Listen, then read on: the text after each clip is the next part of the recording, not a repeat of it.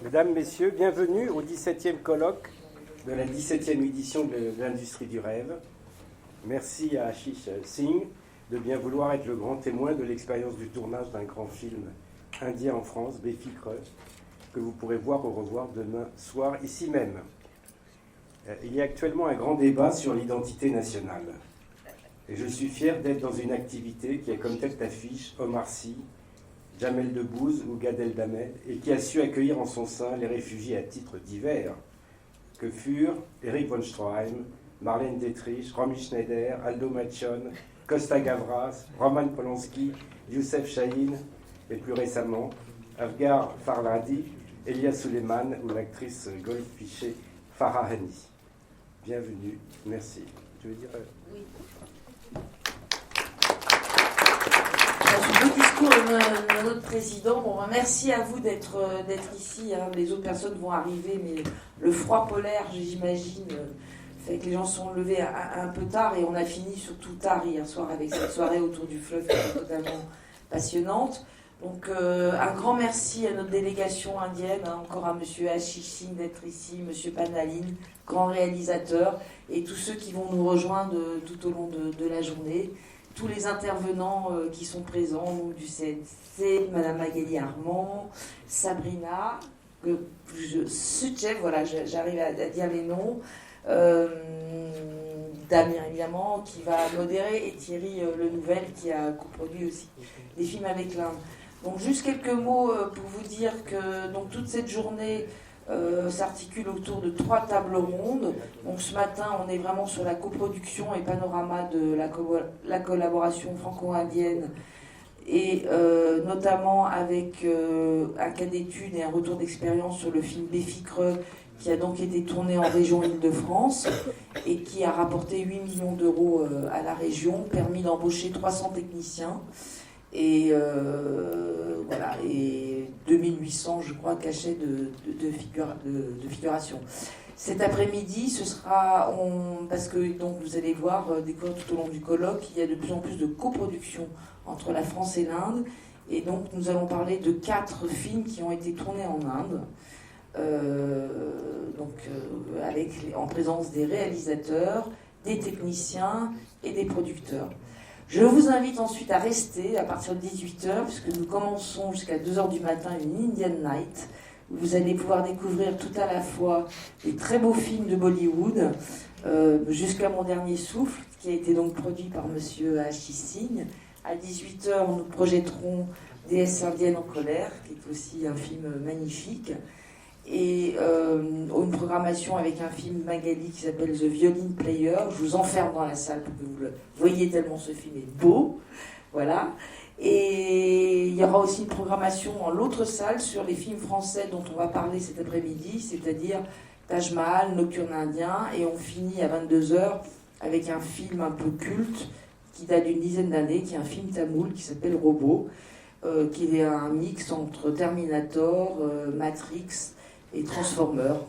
Voilà le programme de la journée.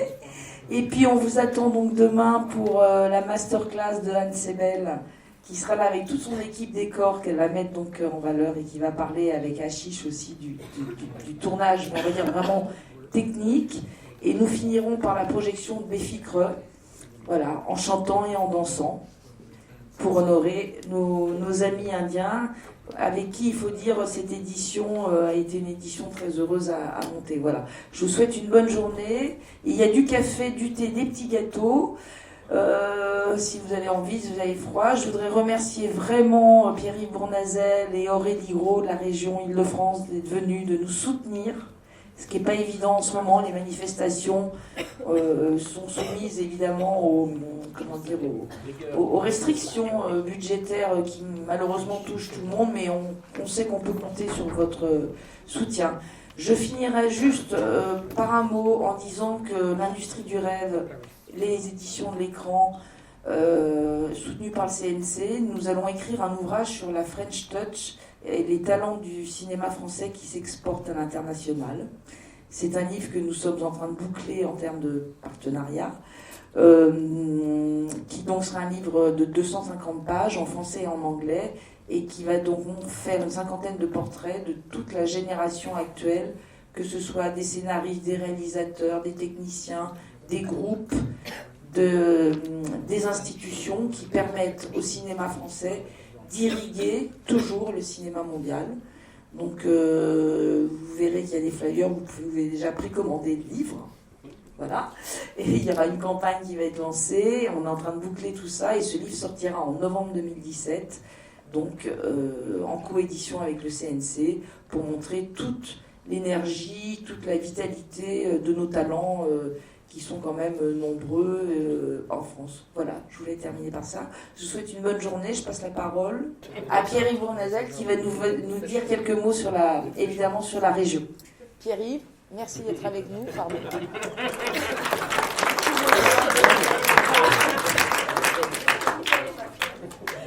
C'est quand vous voulez, moi je suis vos ordres. C'est un plaisir. Bon, bonjour à toutes et à tous, je ne serai pas très long, simplement je voulais vous dire quelques mots. D'abord, vous remercier de votre engagement au service du cinéma, de votre travail. Je vous souhaite de bons échanges tout au long de la journée. Je vous souhaite aussi de beaux films, de bien en profiter. Je voulais vous dire quelques mots parce que vous avez utilisé le bon terme. C'est vrai qu'on est dans des périodes difficiles et beaucoup de restrictions budgétaires à tous les niveaux dans les institutions. Et c'est vrai que pas dans le cinéma pour la région Île-de-France, puisque jamais la région Île-de-France n'aura autant dépensé que l'année 2016 pour le cinéma. Nous avons investi 20 millions d'euros, c'est un budget record. Nous avions voté déjà en début d'année dernière 15,5 millions d'euros de fonds de soutien, qui était déjà un record, et nous en avons exécuté plus que ce que nous avions voté, 16,2 millions d'euros de fonds de soutien que j'ai le plaisir de présider à la région de France. Cinéma, audiovisuel, long métrage, fiction, art et essai, animation, bref, nous sommes sur tous les fronts, parce que nous savons qu'en investissant dans le cinéma et l'audiovisuel, on investit d'abord pour le soutien à la création, la diversité culturelle qui nous tient à cœur. Nous soutenons l'emploi. L'industrie du cinéma, c'est de l'emploi. Je vais en dire un mot aussi avec le crédit d'impôt et le crédit d'impôt international maintenant. C'est de l'emploi, et puis c'est l'attractivité et le rayonnement de notre région. Parce que Béficre, quand on voit Béficre, c'est un outil de promotion exceptionnel pour Paris et la région Île-de-France. Jamais ni le CNC, ni la région Île-de-France, ni l'État, ni la ville de Paris ne pourraient promouvoir aussi bien que Béficre, Paris et la région Île-de-France. Donc au-delà de votre talent et de votre génie, merci pour la promotion pour Paris et la région Île-de-France.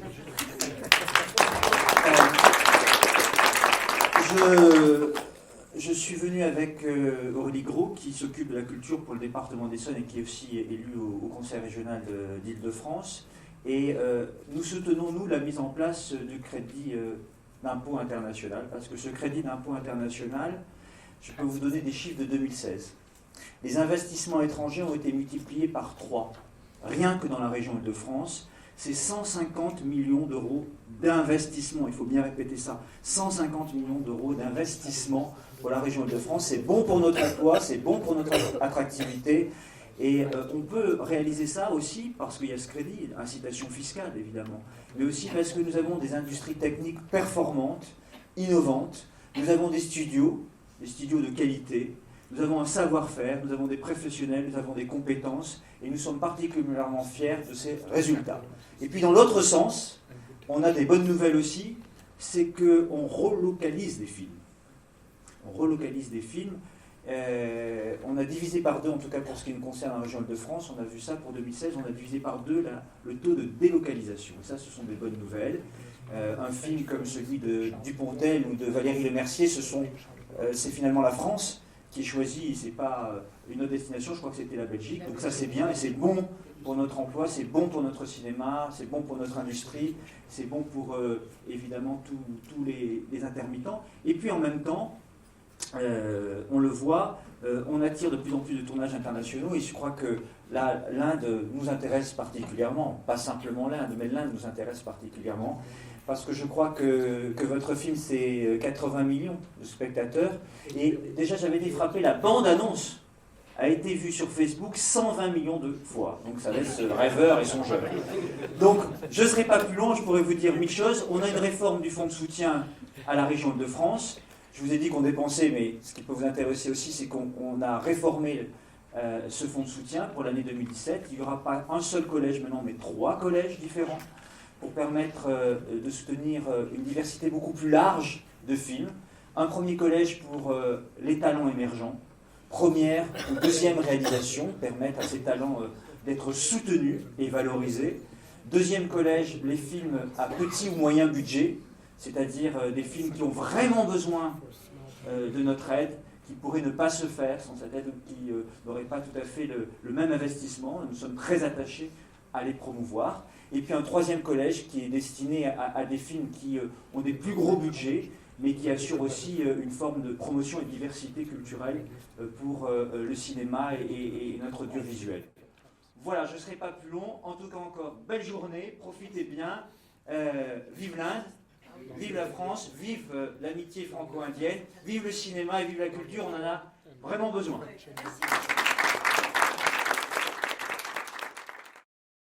Cette première table ronde, elle va servir à dresser un état des lieux, à prendre un peu la température des relations franco-indiennes au niveau de l'industrie cinématographique.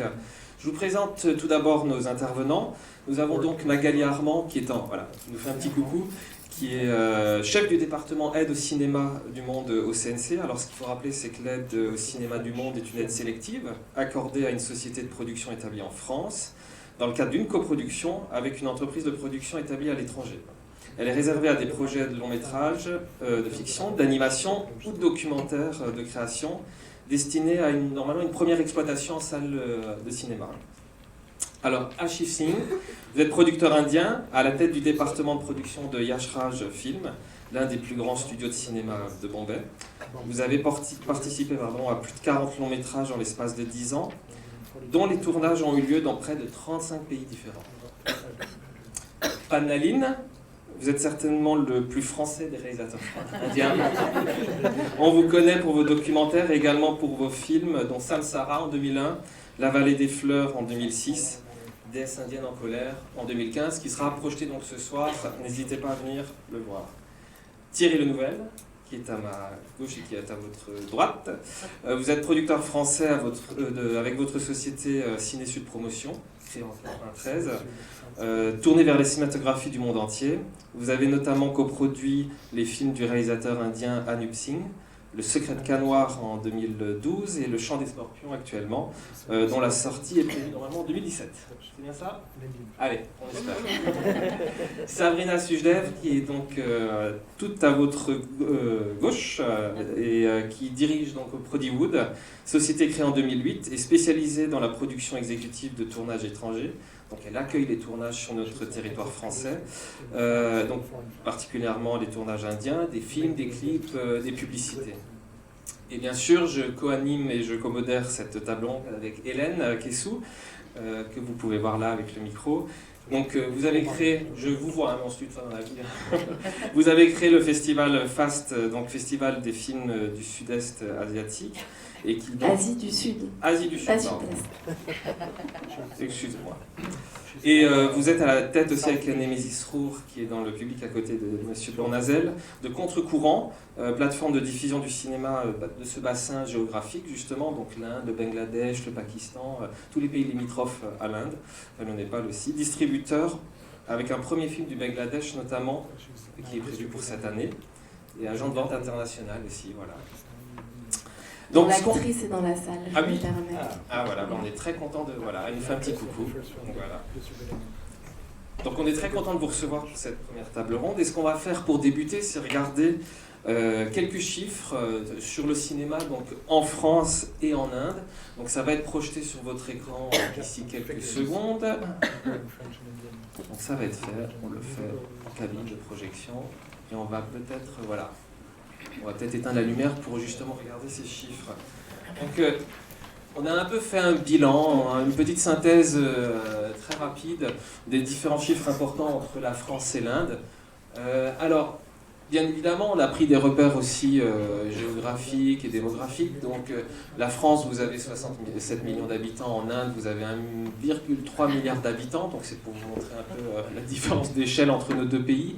Et l'Inde est censée dépasser la Chine en 2022. C'est aussi important de savoir que l'Inde a une démographie très importante, un taux de natalité très important et qui va dépasser la Chine qui s'est restreint bien évidemment avec l'enfant unique et qui maintenant a changé un peu cette règle, mais voilà. Donc le monde change au niveau de notre démographie. Ça sera également le pays le plus jeune du monde dans ces eaux-là, avec la force de travail la plus importante au monde. Donc voilà des points très essentiels à retenir.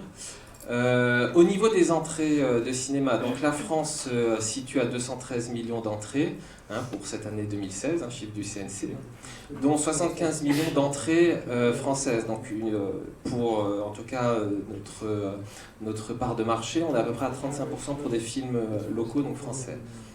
En Inde, on est à 2,1 milliards d'entrées.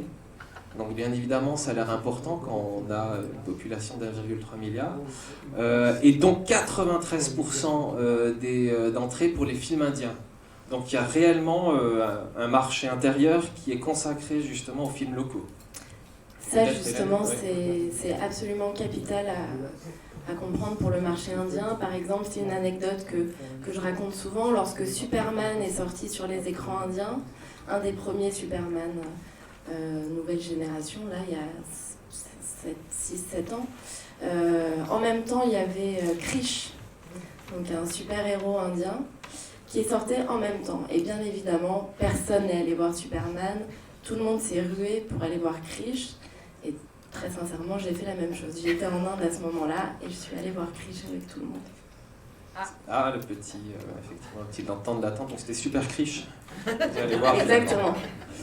Et donc au niveau du nombre de salles de cinéma, donc il y a vraiment une petite différence, un distinguo. Il y a le nombre de cinémas, qui peuvent comprendre des salles uniques et des multiplexes, et le nombre de salles. J'ai bien mis la différence. Donc en France, ah oui, d'abord le box-office, on en a parlé, non pas encore. Donc 1,3 milliard d'euros au box-office en France, chiffre du CNC 2016, et 1,97 milliard d'euros au box-office en Inde. Alors, c'est vraiment très intéressant de voir qu'il y a 2,1 milliards d'entrées pour 1,97 milliard d'euros au box-office. Alors Hélène, est-ce que tu veux dire quelque chose justement sur le prix des entrées dans les salles en Inde ? Alors le prix des entrées, tout ça est en train de beaucoup changer en ce moment parce que le paysage cinématographique, enfin les salles sont en train de changer. Comme vous le voyez aussi, Damien a commencé à introduire les chiffres d'en dessous. En fait, en Inde, il y a près de 90% des salles de cinéma sont encore pour le moment des mono-écrans. Mais c'est vraiment en train de changer et les prix des billets des mono-écrans sont beaucoup plus bas que par exemple les prix des billets des multiplex qui sont en train d'apparaître un petit peu partout sur le territoire. Donc ces multiplex apparaissent ils sont dans des malls, beaucoup dans des grands centres commerciaux climatisés, donc c'est des très belles salles, très modernes, très confortables. Donc les prix des billets augmentent énormément. Le public n'est pas le même, évidemment, dans un mono-écran et dans un multiplex. Donc tout ça, c'est vraiment en transition. C'est très difficile en ce moment de donner des chiffres précis et de savoir ce que ça va impacter sur le cinéma, sur le type de film qui va être diffusé. Tout ça, c'est vraiment en train de changer. Alors justement, on le voit avec les chiffres qui suivent, c'est-à-dire sur le nombre de cinémas et le nombre de salles. Donc le nombre de cinémas en France, on est à 2033. Alors bien évidemment, ça c'est des chiffres de 2015, ça a peut-être bougé un petit peu en augmentation en 2016. Et le nombre de salles, 5000, le nombre d'écrans, donc habituellement on dit comme ça, donc 5741 pour les chiffres CNC 2015. Alors du côté indien, on est à plus de 10 000 cinémas. Et nombre de salles, plus de 13 000. Donc effectivement, c'est des chiffres aussi qui soulignent, comme tu l'as dit Hélène, le fait qu'il y a beaucoup de salles à un écran, en fait, des salles vraiment mono-écran. Et par contre, effectivement, il y a justement un développement de multiplex de plus en plus important.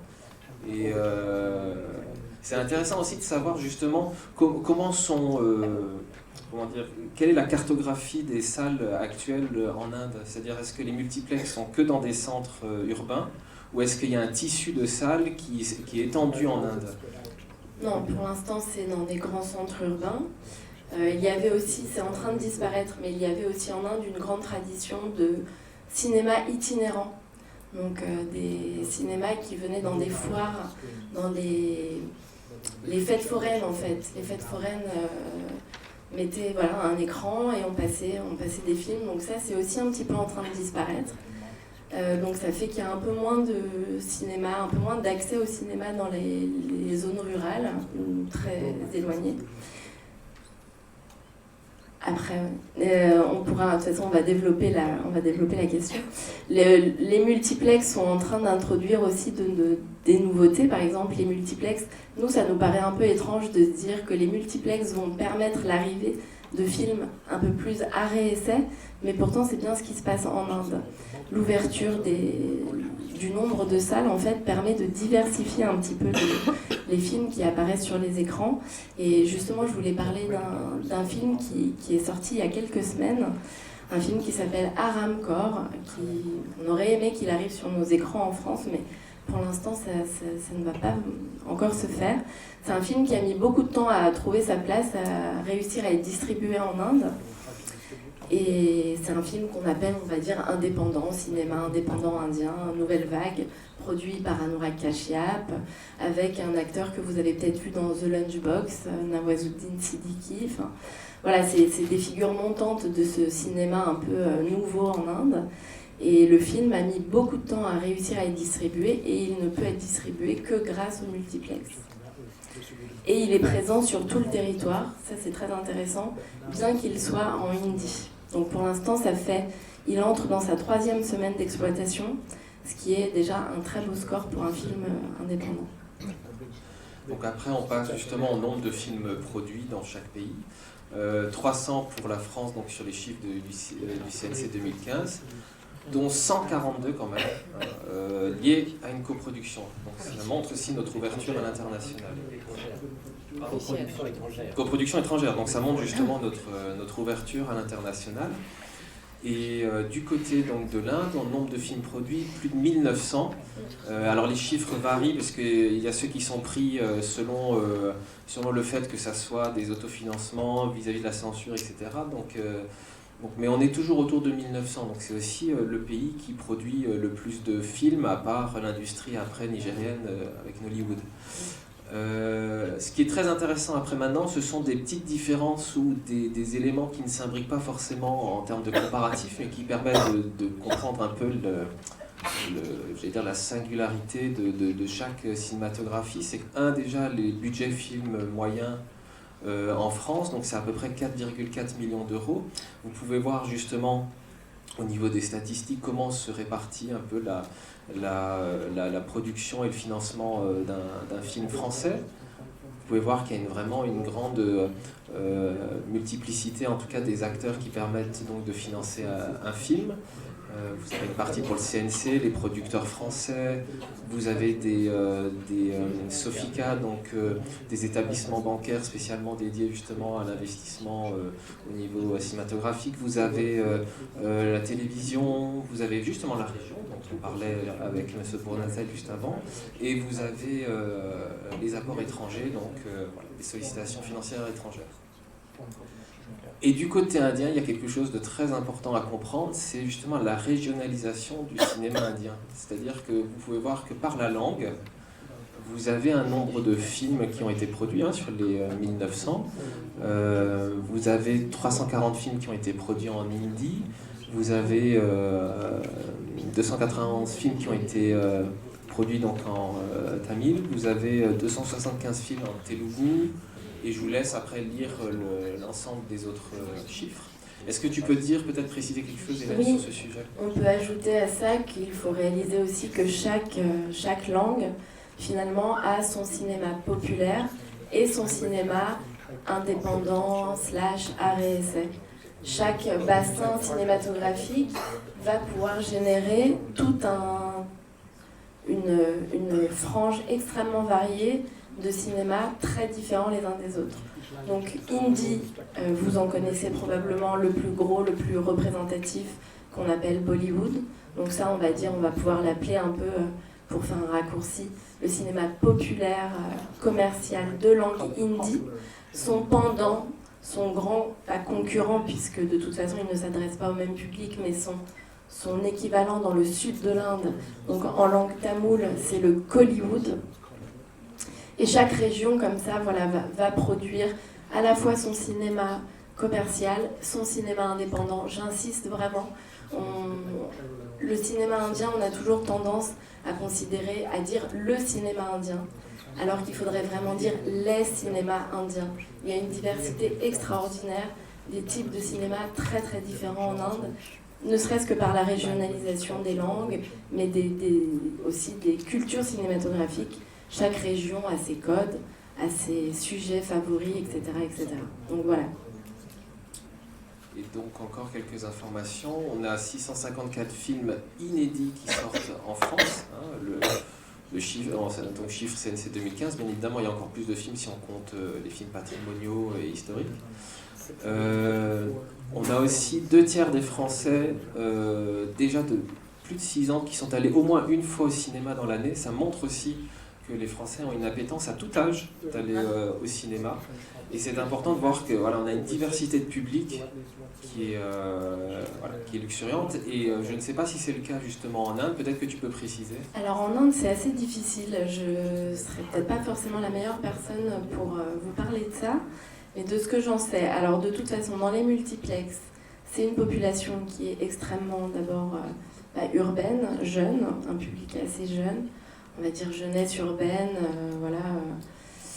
Ça dépend aussi de quel film on parle, ça dépend de si c'est du cinéma commercial justement, ou si c'est du cinéma qui est un peu plus issu de cette nouvelle vague, ça va pas être le même public. Le cinéma commercial, que ce soit Bollywood ou Kollywood, c'est aussi un cinéma qui est familial. En Inde, on va au cinéma en famille. On peut être parfois... je ne sais pas si vous venez voir des films indiens en France, mais quand les gros succès Kollywood ou même Befikre, quand Befikre est sorti, on va au cinéma en famille. Donc même si on a une petite fille, un petit garçon de 5 ans, on l'emmène. Parce que on va voir un film, on vit l'expérience du film, on mange, on parle, on est avec ses amis, on téléphone, on n'arrête pas de vivre pour regarder le film. Voilà, donc le public est très différent aussi selon les salles. Dans des mono-écrans, ça ne va pas être le même public. Il y a eu pendant très longtemps, en fait, les mono-écrans aussi, c'était des cinémas dans lesquels c'était un public quasiment exclusivement masculin, selon aussi les types de films qui passent. Les femmes ne peuvent pas forcément aller seules au cinéma, hein. C'est pas faisable partout, dans toutes les régions, dans tous les types de salles. Ça se fait pas tellement, c'est pas... Voilà. Donc, mais ça aussi, tout ça est en train de changer. Tout ça est en train de changer en fonction aussi notamment comme on le disait tout à l'heure, des nouveaux cinémas qui sont proposés. Donc on va voir, en transition. Et justement du côté indien, donc, on termine en disant que l'un des enjeux stratégiques est désormais d'augmenter la part de succès du cinéma indien à l'international. Alors moi je suis curieuse de savoir si c'est un enjeu pour l'Inde. Je ne sais pas s'ils l'ont en tête. En lisant l'ensemble des rapports justement, que ça soit là, j'ai cité Deloitte, mais encore j'ai encore lu des rapports officiels indiens. Donc j'imagine qu'il y a une voie diplomatique qui bien évidemment cherche à réussir à l'étranger. Mais on se rend compte... Je me permets, la question, je pense que ça va être plutôt de savoir est-ce qu'ils souhaitent réussir à l'étranger auprès de la diaspora indienne ou auprès d'un public international. Justement parce qu'on voit qu'en fait, là entre parenthèses, vous pouvez lire seulement 15% des recettes des films indiens viennent de l'exploitation internationale, quand les États-Unis, par exemple, réalisent 2/3 de leurs recettes à l'international. Et je pense aussi, si on prend le bassin culturel indien, c'est-à-dire on peut prendre aussi après tous les pays limitrophes qui ont un tropisme, on va dire, cinématographique à regarder des films indiens, si on enlève ça, effectivement, il y a peut-être une vraie question, une vraie réflexion sur le souhait de succès de la production indienne à l'international, c'est-à-dire des pays occidentaux. On pourra en reparler justement après dans la table ronde. Donc après avoir regardé un petit peu et fait le bilan de ces chiffres, on va, pour ceux qui ne connaissent pas encore Yash Raj Film, on va regarder justement un petit film promotionnel qui vous permet de découvrir un peu l'étendue du savoir-faire et du travail que fait Yash Raj Film Production. Sergeant Logan.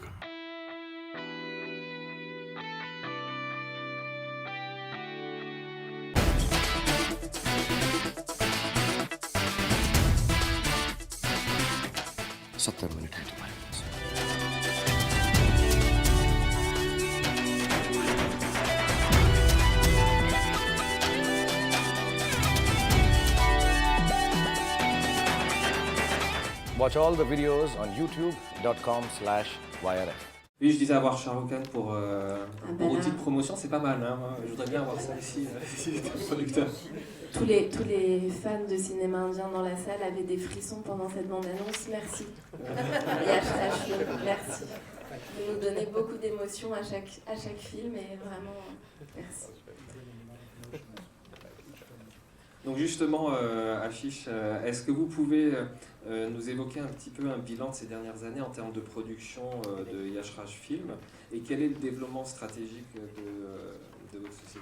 Good morning, everybody. Thanks for having me. I'm really sorry I don't know French, but I promise you that next time when we shoot a film in Paris, I will learn French and come. Il s'excuse de ne pas parler français, mais pour sa prochaine production en France, il apprendra le français, je vous le promets. So a little about our company. Yash Raj Films is a company that is more than 40 years old, which is a lot for an Indian company to have survived in production, because the dynamics of production have been changing over the years, and the independent producers have almost got over in India, and the studios have come in. Yash Raj has been able to position itself as a studio now. So we are into producing films, distributing films, marketing them. We have our own home video label, music label. We have our distribution offices all over the world, including India. So that gives us a lot of bandwidth to promote our films and release our films in the best possible way, and in a way that a Hollywood film would do.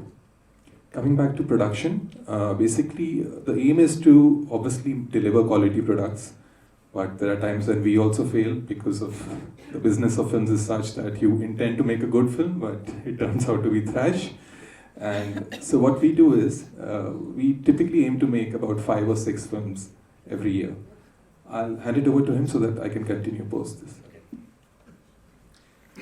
Donc ça fait 40 ans que la compagnie existe, ce qui est beaucoup pour l'Inde, vu qu'il y a énormément de turnover, de changements, et que en ce moment, la plupart des indépendants ont fait faillite, n'existent plus, les producteurs indépendants, vu que c'est la montée des studios. Leur société a réussi à devenir un studio, à passer ça, et du coup maintenant, ils ont une grande ouverture et un grand pouvoir pour promouvoir tous leurs films, puisqu'ils font de tout, des solutions de home vidéo, de musique, de cinéma.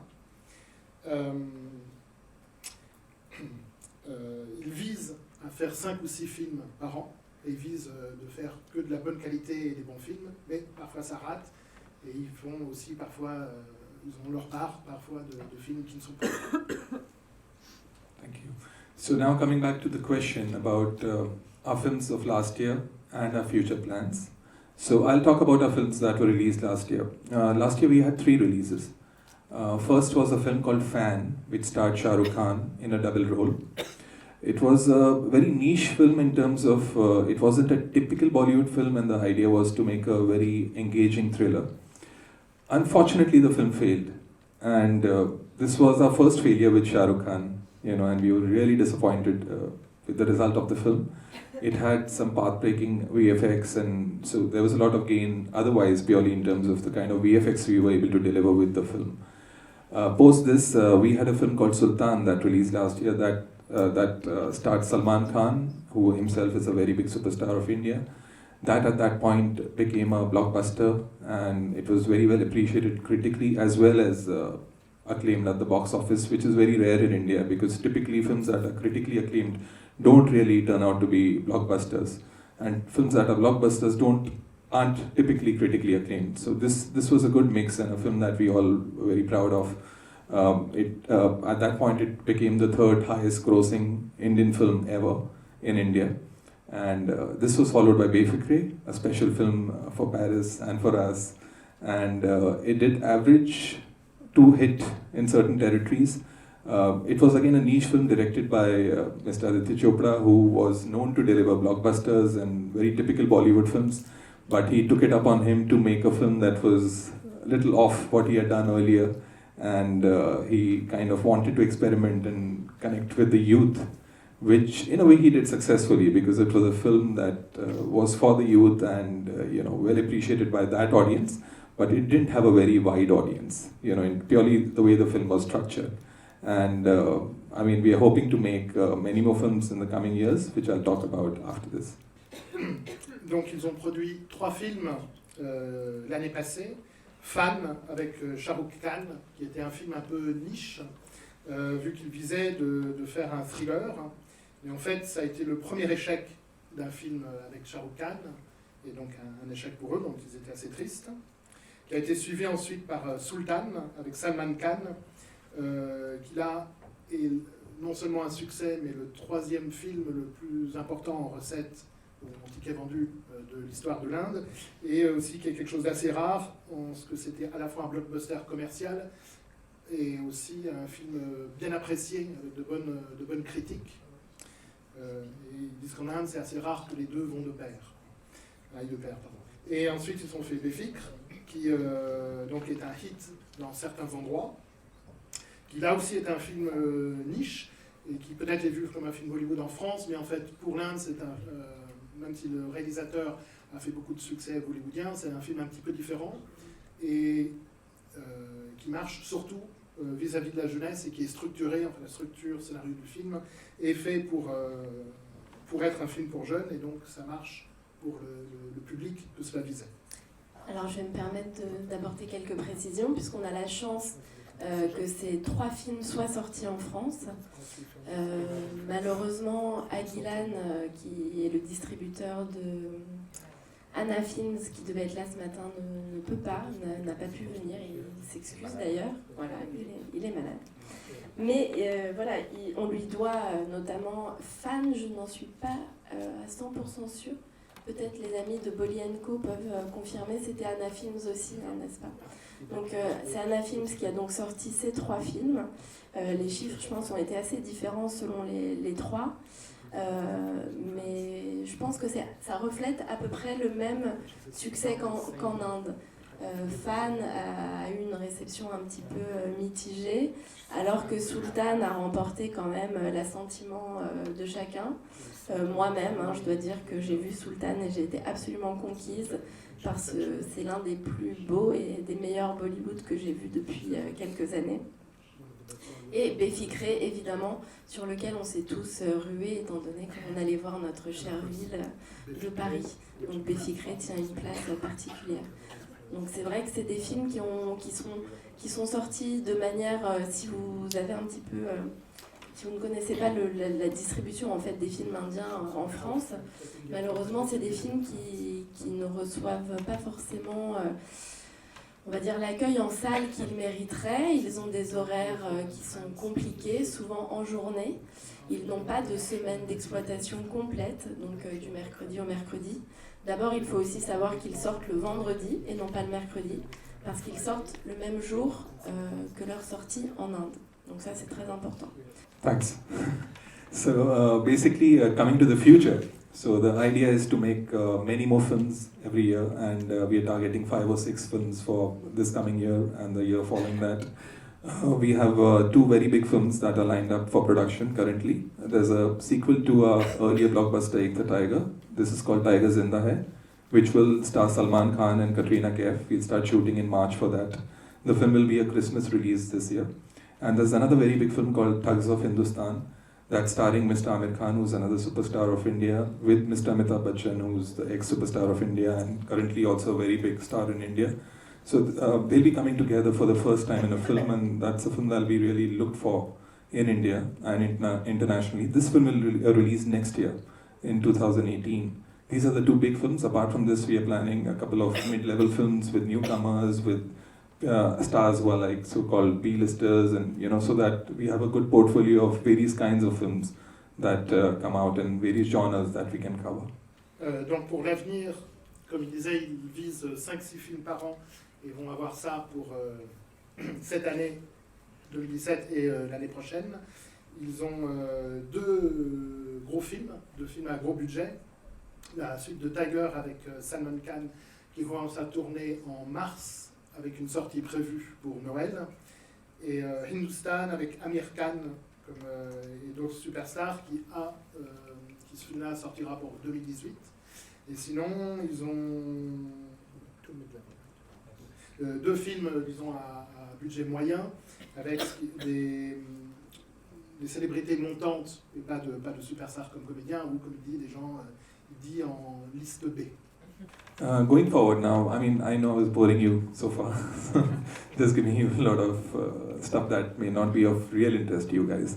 But going forward and talking about global cinema and how films should move ahead, I mean, there are certain markets that we are very excited about sitting in India where we see there is growth.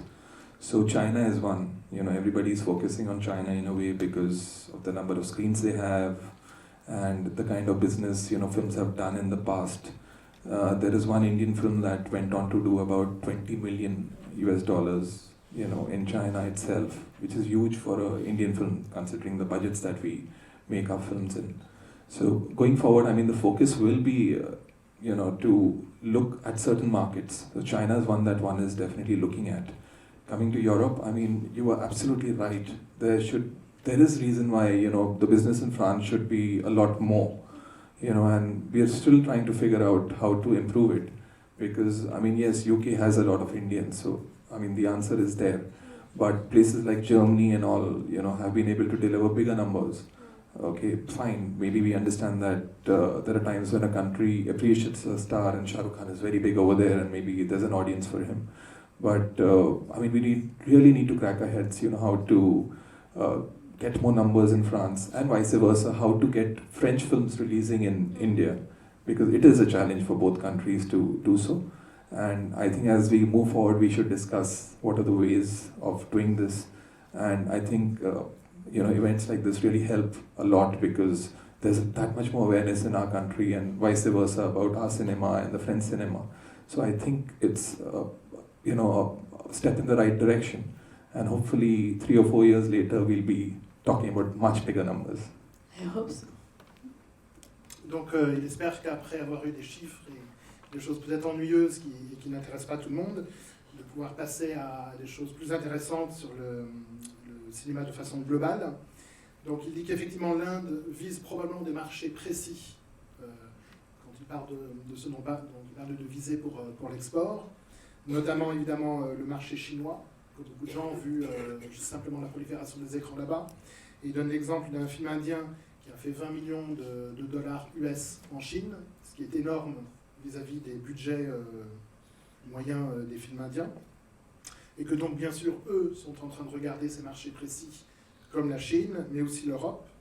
Et comme vous disiez, c'est évident qu'il y a des manières à améliorer l'ouverture des films indiens en Europe, par exemple dans des pays précis comme la France ou l'Allemagne, où parfois Shah Rukh Khan est moteur pour promouvoir un film précis, mais qui pensent qu'ils doivent peut-être tous trouver des idées pour promouvoir le cinéma indien dans ces marchés-là, et vice-versa, de promouvoir le cinéma français en Inde, et de trouver les manières de faire qu'il y ait plus de films français en Inde.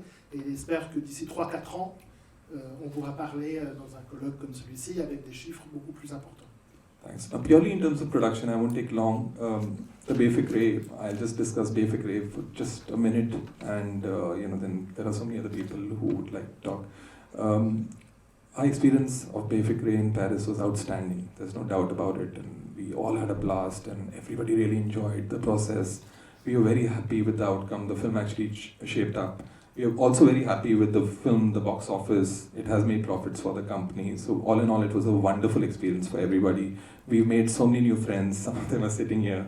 you know, and it always helps. And through those friends, we're making new friends now, so, and more friends. So it really works for everybody, and you know, a film takes back so many such memories. But going forward, I think one thing that the people concerned here should think about, and while the 30% trip is outstanding for a Bollywood film or an Indian film, there are other incentives that are more competitive. Like the UK incentive gives you, an incentive on above the line. So this is something that I don't know France should consider based on the tax treaty that they have in India. And the fringes that are charged on an Indian film or an international film is something that should ideally be considered. I don't know whether it's possible, but that is something that if the government considers and reduces, because finally that money is not going to the technician, it's going in the government coffers, but it increases the cost of the film a lot. So if these two things are taken care of, there'll be that many more films coming into France, which are now going to UK or some of the other neighboring countries. Donc, pour conclure de façon assez rapide et d'ouvrir à ce que d'autres puissent intervenir aussi et apporter leurs idées, d'un point de vue concret sur Béficre, la production a été une super expérience à Paris. Ils sont très contents du film qui en est sorti. Et le film a bien sûr eu de bons résultats. Ils ont gagné de l'argent. Le fait de tourner ici était génial. Ils se sont fait beaucoup d'amis qui sont ici. Et par ces amis, d'autres. Et ça continue de s'ouvrir. Et énormément de bons souvenirs. Une chose, cependant, qui est peut-être à considérer, auquel la France peut peut-être réfléchir, c'est que par rapport aux avantages de taxes et aux tax shelters, choses comme ça, il y a d'autres pays qui sont plus compétitifs, notamment l'Angleterre. Et une des choses dont ils pensent qui pourrait être mise en considération, c'est que pour certains films étrangers, de réduire les coûts sociaux, vu que ça c'est de l'argent en fait qui va au gouvernement et non dans la poche de ceux qui viennent travailler ou des emplois qui soient créés, et qui, par rapport aux coûts sociaux en Inde, ferait une différence pour attirer les gens à venir tourner en France. Yeah, I think for the timing, this is enough. Let me pass it on to somebody else on the next question, and I can always answer more questions later. On va continuer, du coup je vais me tourner vers vous, Magali. Est-ce que vous pouvez nous faire un bref historique de quelques coproductions passées ou en cours qui se font avec l'aide du Cinéma du Monde, justement? Merci, Hélène. Bonjour à tous. Alors, l'historique, il va être assez rapide parce que l'aide de Cinéma Lyon, elle existe effectivement depuis à peine 5 ans. En revanche, ce qu'on peut peut-être dire, c'est qu'avant, déjà, il y avait un autre fonds qui existait, qui était déjà co-géré avec l'Institut français. Il y a Nathalie Streff qui est dans la salle, je viens juste de te voir en fait. Donc, l'aide au cinéma le Fonds Sud Cinéma existait depuis 1984. Ça a permis de soutenir une vingtaine de films indiens en coproduction avec la France. Alors, sur les termes vraiment de coproduction, Thierry pourra évidemment mieux en parler que moi. Et puis, nous avons signé aussi un accord de coproduction. Enfin, c'est un accord intergouvernemental entre la France et l'Inde qui permet des coproductions officielles et du coup, de fait que le film ait les deux nationalités et accès aux soutiens nationaux dans chaque pays, etc. en 2010.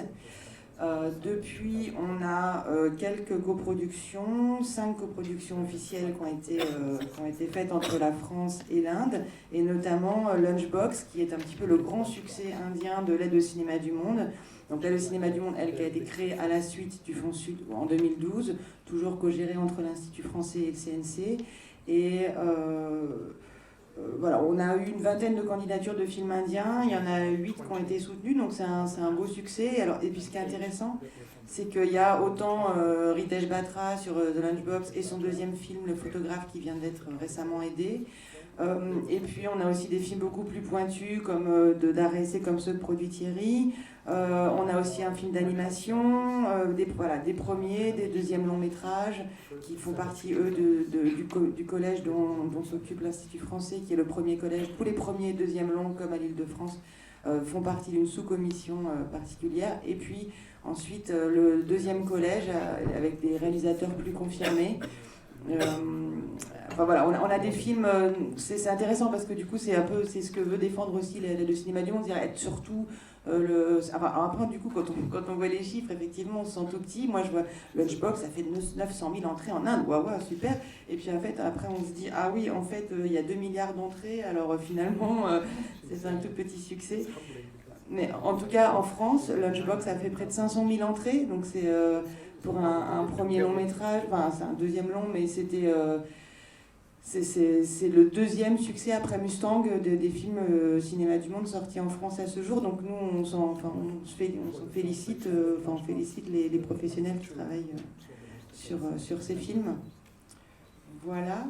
Oui, justement, alors peut-être Thierry et Magali, est-ce que vous pouvez nous parler peut-être concrètement de ce que c'est l'aide au cinéma du monde, comment elle s'organise, qu'est-ce qu'il faut faire pour la décrocher ?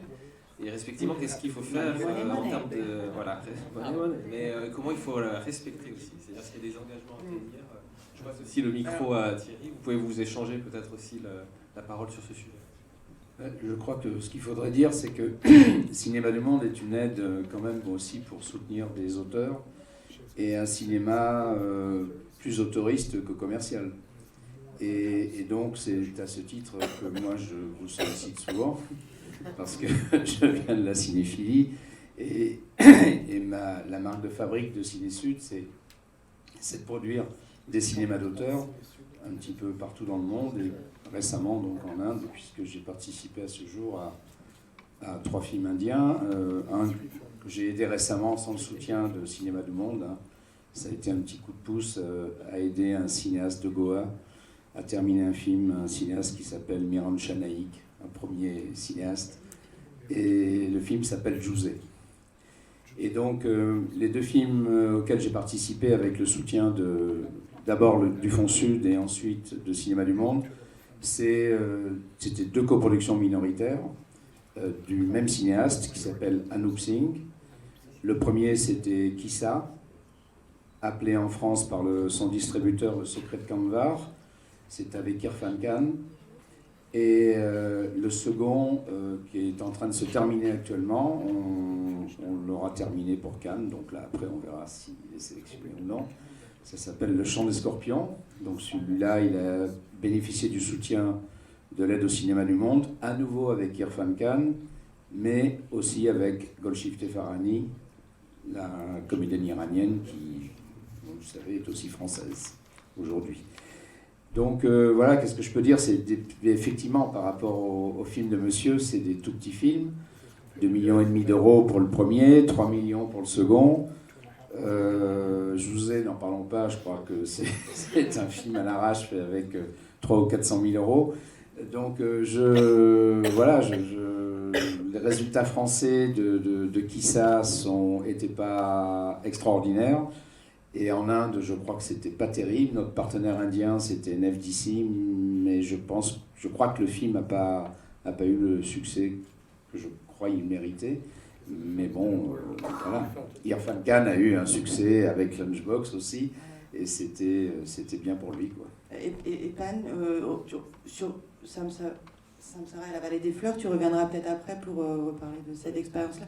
Non, juste sur l'aide au cinéma du monde. Alors, ce qu'il faut évidemment, c'est que les réalisateurs rencontrent un producteur français. Et comme il y en a beaucoup qui sont formidables. Enfin, voilà. Après, je sais pas, si tu veux raconter comment toi tu vas rencontrer sur les marchés, les festivals, etc. Enfin, c'est des rencontres d'abord humaines, évidemment. Ensuite, après, c'est un process très classique. C'est le guichet qui existe au sein du CNC en production pour les films en langue étrangère.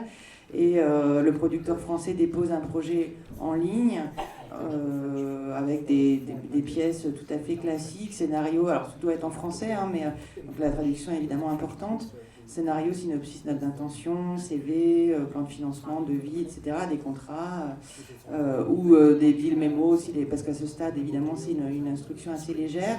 Après, il y a un process en 2 étapes, un comité de lecture. Alors, c'est un fonds qui est quand même super sélectif, parce qu'on a à peu près 5 millions d'euros par an pour aider une quarantaine de projets. On en reçoit à peu près 400, donc évidemment, c'est du 1 sur 10, un petit peu comme à l'avance sur recettes. Voilà, beaucoup plus sélectif que les fonds bilatéraux qui existent aussi de notre côté avec avec la Grèce, le Portugal et l'Allemagne, et puis Eurimage, etc., qui sont des fonds qui aident à peu près un film sur 2, 3.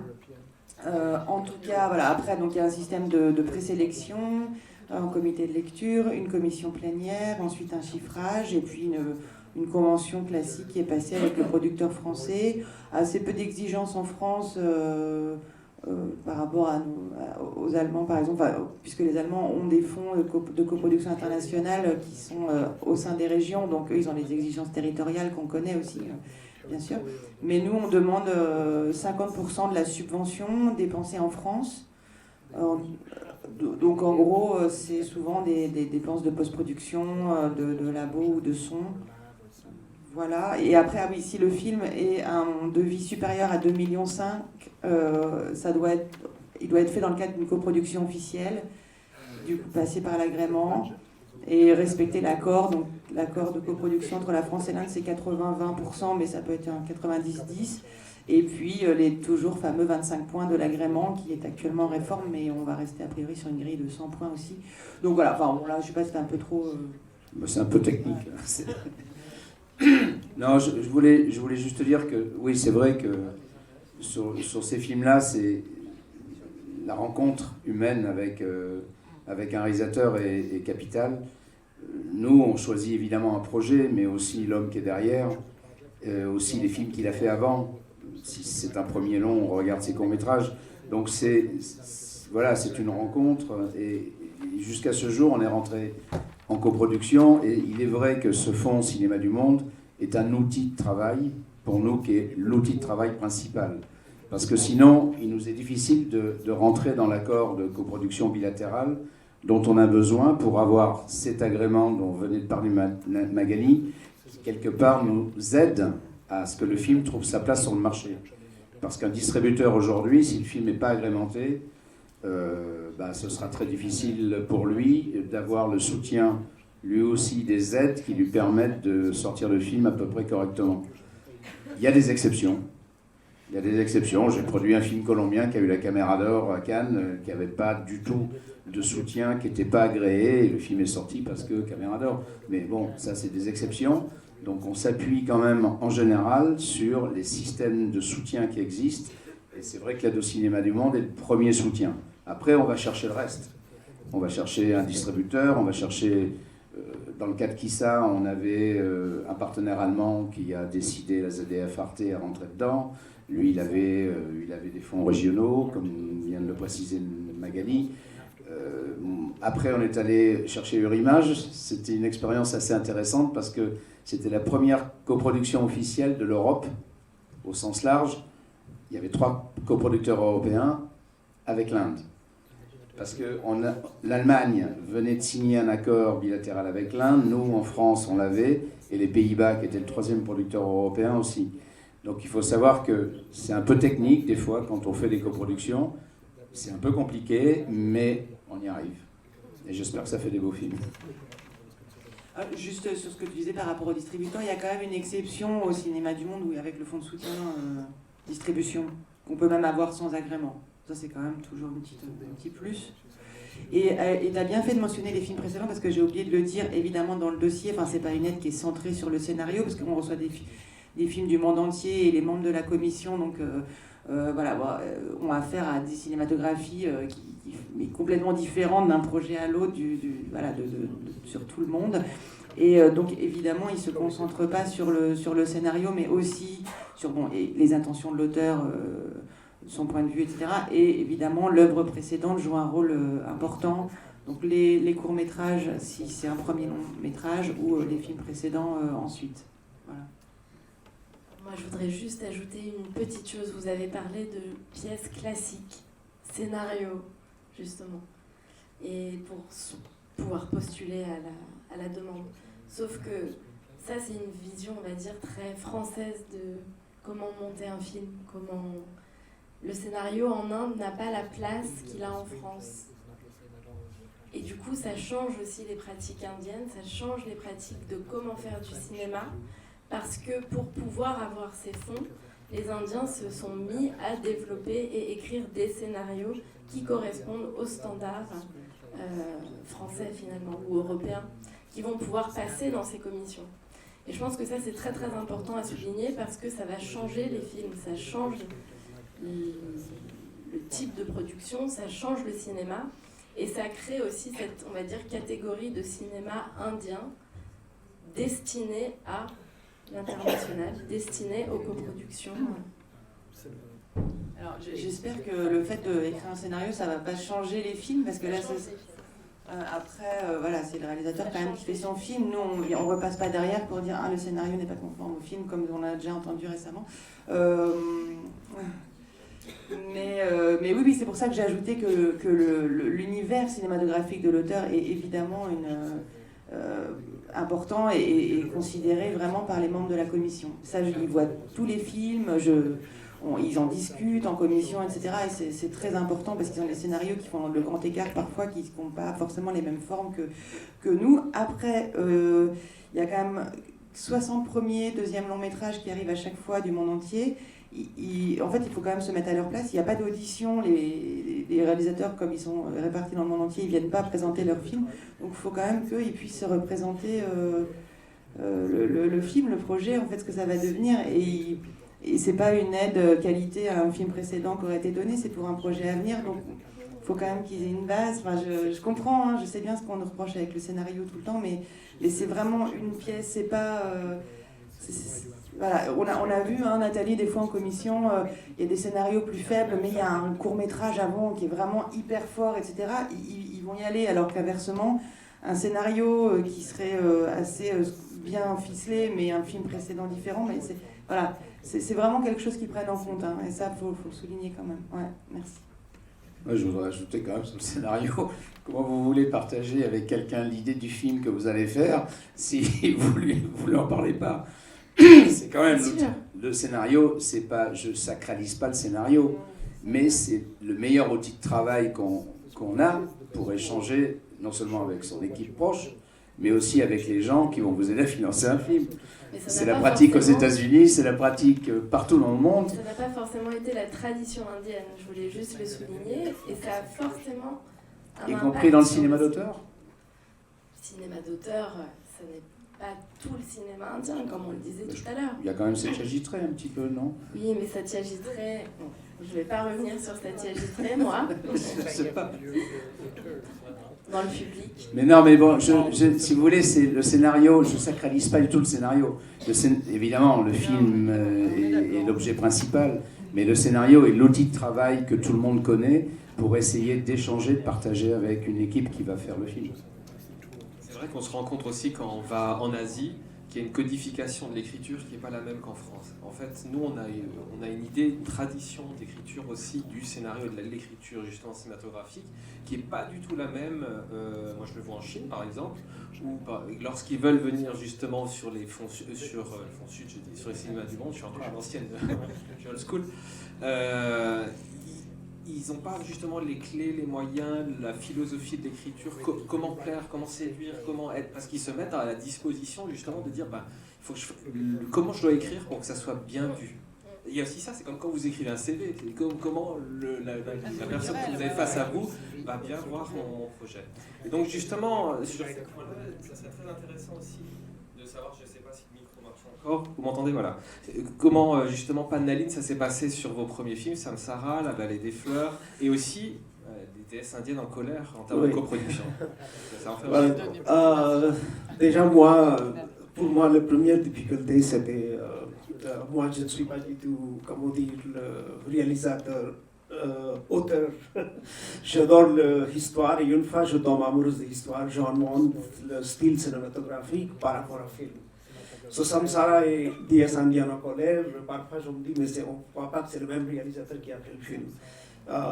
Parce que Samsara, par contre, tout était écrit. J'avais même fait un storyboard. Et Emma Pucci, qui avait travaillé avec moi, donc, chef décoratrice. Mais c'était important pour moi, pour le premier film, que j'ai voulu absolument faire, comme j'avais envie de faire. En plus, il faut chercher l'argent dans plusieurs pays. Il y avait l'Allemagne, l'Italie, la France et l'Inde. Mais avec la coproduction, il y a aussi quand même, je ne sais pas, 16 ou 17 nationalités sur le plateau. des Italiens, des Français, tout le monde. À ce moment, le scénario est devenu très important, que je respecte, je me protège le film que j'ai vraiment envie de faire. Et ça m'est arrivé de virer des gens, des actrices, pour mon premier film. Et c'est pas bien passé avec la productrice en premières 3 semaines. Mais j'ai dit non, j'ai vraiment... Pour le premier film, je ne vais pas faire de compromis. Je vais faire tout ce que j'ai envie de faire. Quand j'ai vraiment tourné plan par plan, comme c'était dans le storyboard, mot par mot, rien n'a été changé dans Samsara. Et le dernier film que j'ai fait totalement l'opposé. Dies Indiennes en colère. Comme ça, j'ai eu aucun financement. Parce que tout le monde me demandait est-ce que j'avais le scénario. J'ai dit, mais aujourd'hui, je suis fatigué de scénario. Parce qu'on a trop de docteurs, script doctors, advisors. On est en train d'influencer et on est en train de créer un système dans le monde entier qui est tous les scénarios devraient ressembler à un style unique. Et j'ai été récemment dans la Corée du Sud, j'ai discuté avec les réalisateurs, ils ont le même problème. Japon, c'est le même problème. Thaïlande, c'est exactement le même problème. Je sais qu'on a absolument besoin de scénarios pour trouver des producteurs passionnés comme Thierry, mais ça devient très compliqué dans certains types de films, et je peux parler de plus de ça quand vous allez voir le film Dies Indiennes en colère, parce que j'étais un homme en train de faire un film sur les femmes modernes de l'Inde d'aujourd'hui. Je ne peux pas écrire ce scénario, parce que déjà, je ne suis pas une femme, déjà il faut parler avec beaucoup de gens partout à travers l'Inde. Il y a eu matière, il faut totalement inventer un autre système de faire film qui va être honnête, vrai, et on ne soit pas que c'est écrit. Voilà, moi je crois que ça dépend sur le projet, sur le film. Là par contre, on est en train de faire un film entre l'Inde et la Chine. C'est un grand film de arts martiaux. Action, tout est écrit, tout était bien écrit, il y a le storyboard, parce qu'on peut pas, là on ne peut pas changer rien, parce qu'il y a beaucoup de coproducteurs, ça va être un projet cher, et on ne peut pas prendre le risque, je dis ok je vais improviser ça. Je crois que pour moi ça dépend par rapport au film, l'histoire, le sujet, et aussi les comédiens, parce que parfois quand on tombe sur les comédiens qui sont très bien, pour improvisation sur le plateau. Et ça sera dommage d'insister tout ce qu'on a écrit.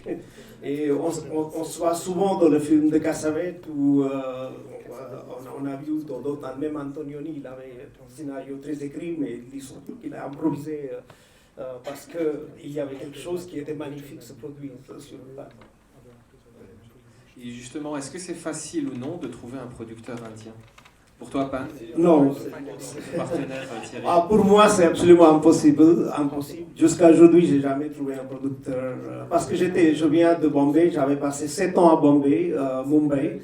J'ai essayé de chercher des producteurs, mais comme j'avais pas de scénario très Bollywood, je parle d'avant 15 ans, c'était encore plus difficile. Aujourd'hui, c'est beaucoup mieux. Mais j'adore comédie musicale parce que jusqu'à l'âge de 14 ans, j'avais rien vu dans ma vie à part Bollywood. Parce que j'avais grandi dans un petit village. J'avais même pas vu aucun film de Hollywood. Et une fois que j'ai découvert Bollywood et Hollywood et je suis arrivé à Mumbai, j'ai réalisé que j'ai vraiment envie de raconter mes histoires pour commencer. Et c'était très difficile parce qu'en Inde, on n'a pas vraiment... aujourd'hui, on n'a rien presque, il n'y a pas de CNC. Quand on fait film indépendant, on paye le même texte que grands studios qui sont à Bollywood. On devrait dépenser le même niveau de... Qu'est-ce qu'on appelle le PNA, de Print and Advertising Cost. Il faut minimum 1 million d'euros aujourd'hui pour sortir un film. C'est très difficile de trouver un producteur. Comme ça, depuis 2 ans, on a monté une société avec un jeune producteur qui avait vraiment envie de faire le film. Et en plus, comme il n'y a pas de CNC, il n'y a pas aucun soutien, c'est lui qui l'a cherché des investisseurs privés en disant que nous, on va faire de l'argent pour vous. Et on a commencé avec un documentaire qui s'appelait Kumbh Mela, qui était sorti par Sophie Dulac ici Et quand on a tourné moitié de film, on a envoyé un rush à un producteur français, Raphaël Berdugo de Cité Film. Il a beaucoup aimé, il a dit ok, je vais mettre 50 000 €. Et comme ça, le documentaire long métrage était réalisé, il était sélectionné à Toronto. Et dans les premières 2 pré-ventes, on a pu récupérer l'argent. Et par exemple, pour un documentaire, on a fait 50 000 entrées en France, qui était énorme. Et finalement, l'investisseur indien, il était très content. Il a doublé son investissement. Et c'est lui qui a investi dans le Dies Indiano College en disant voilà, ça c'est une bonne affaire, on va mettre. Et là, il est content, on peut demander plus de l'argent parce qu'on a vendu à peu près 63 pays le film. C'était le vente international canadien. Et après ça, on a vient de faire un très très bon deal avec Netflix. Aujourd'hui, tous ces investisseurs privés, ils ont envie de prendre plus de risques. Ils ont dit, bah, mais ça, les 2 fois j'ai gagné l'argent, je peux faire plus. Mais tout ce qui est le système de Euroimage ou CNC, ça devient très difficile parce que quand on a un investisseur avec l'argent, par exemple 1 million d'euros pour Dies Indiano College, si on attend 7 mois de processus d'envoyer, de traduire le scénario, il ne sera plus là. Parce qu'il a l'argent aujourd'hui, mais peut-être pas dans 6 mois. C'est toujours un choix très très difficile de faire coproduction. Nous, on commence notre première étape avec un producteur indien et après on va chercher les coproducteurs. Dies Indiano College, en post-production, on a trouvé une coproduction en Allemagne. On a envoyé encore une fois, on a commencé à envoyer les rachis partout. Voilà, on a monté 20 minutes en disant voilà, on cherche financement. One Two Films à Berlin, ils ont dit non, ça c'est très bien, on adore, on va vous rentrer. Ça c'est notre manière, mais il n'y a pas plusieurs styles de financer le film, mais en Inde c'est difficile. Non, ben, nous, les 2 films d'Anneau, puis ils ont été produits comme des films européens. Hein, le premier film est développé par le producteur allemand. Après, je rentre dedans, et puis après, on est allé chercher le NFDC, qui est rentré dans le film à la fin. Quant au dernier, Le Chant des Scorpions, alors c'est carrément une coproduction franco-suisse. Donc, avec des investisseurs privés, donc, mais pas de coproducteurs. Alors, il y a ce qui se passe justement en Inde et il y a ce qui se passe en France. Donc, Sabrina Sujdev, avec Prodiwood, vous accueillez justement sur des tournages, soit en tout cas des équipes indiennes qui viennent tourner en France. Et est-ce que vous pouvez nous parler justement un petit peu de Prodiwood et des tournages que vous avez accueillis, que ce soit des tournages cinématographiques ou d'autres? Bonjour à tous, alors merci de m'accueillir ici au sein de Paris Image Trade Show. Je suis très heureuse que l'Inde soit à l'honneur cette année. Donc ça fait 8 ans que j'ai mon activité maintenant. J'ai commencé avec un film Bollywood qui n'a pas trop marché, qui s'appelle Azan, qui a tourné un petit peu ici et ensuite qui a poursuivi au Maroc.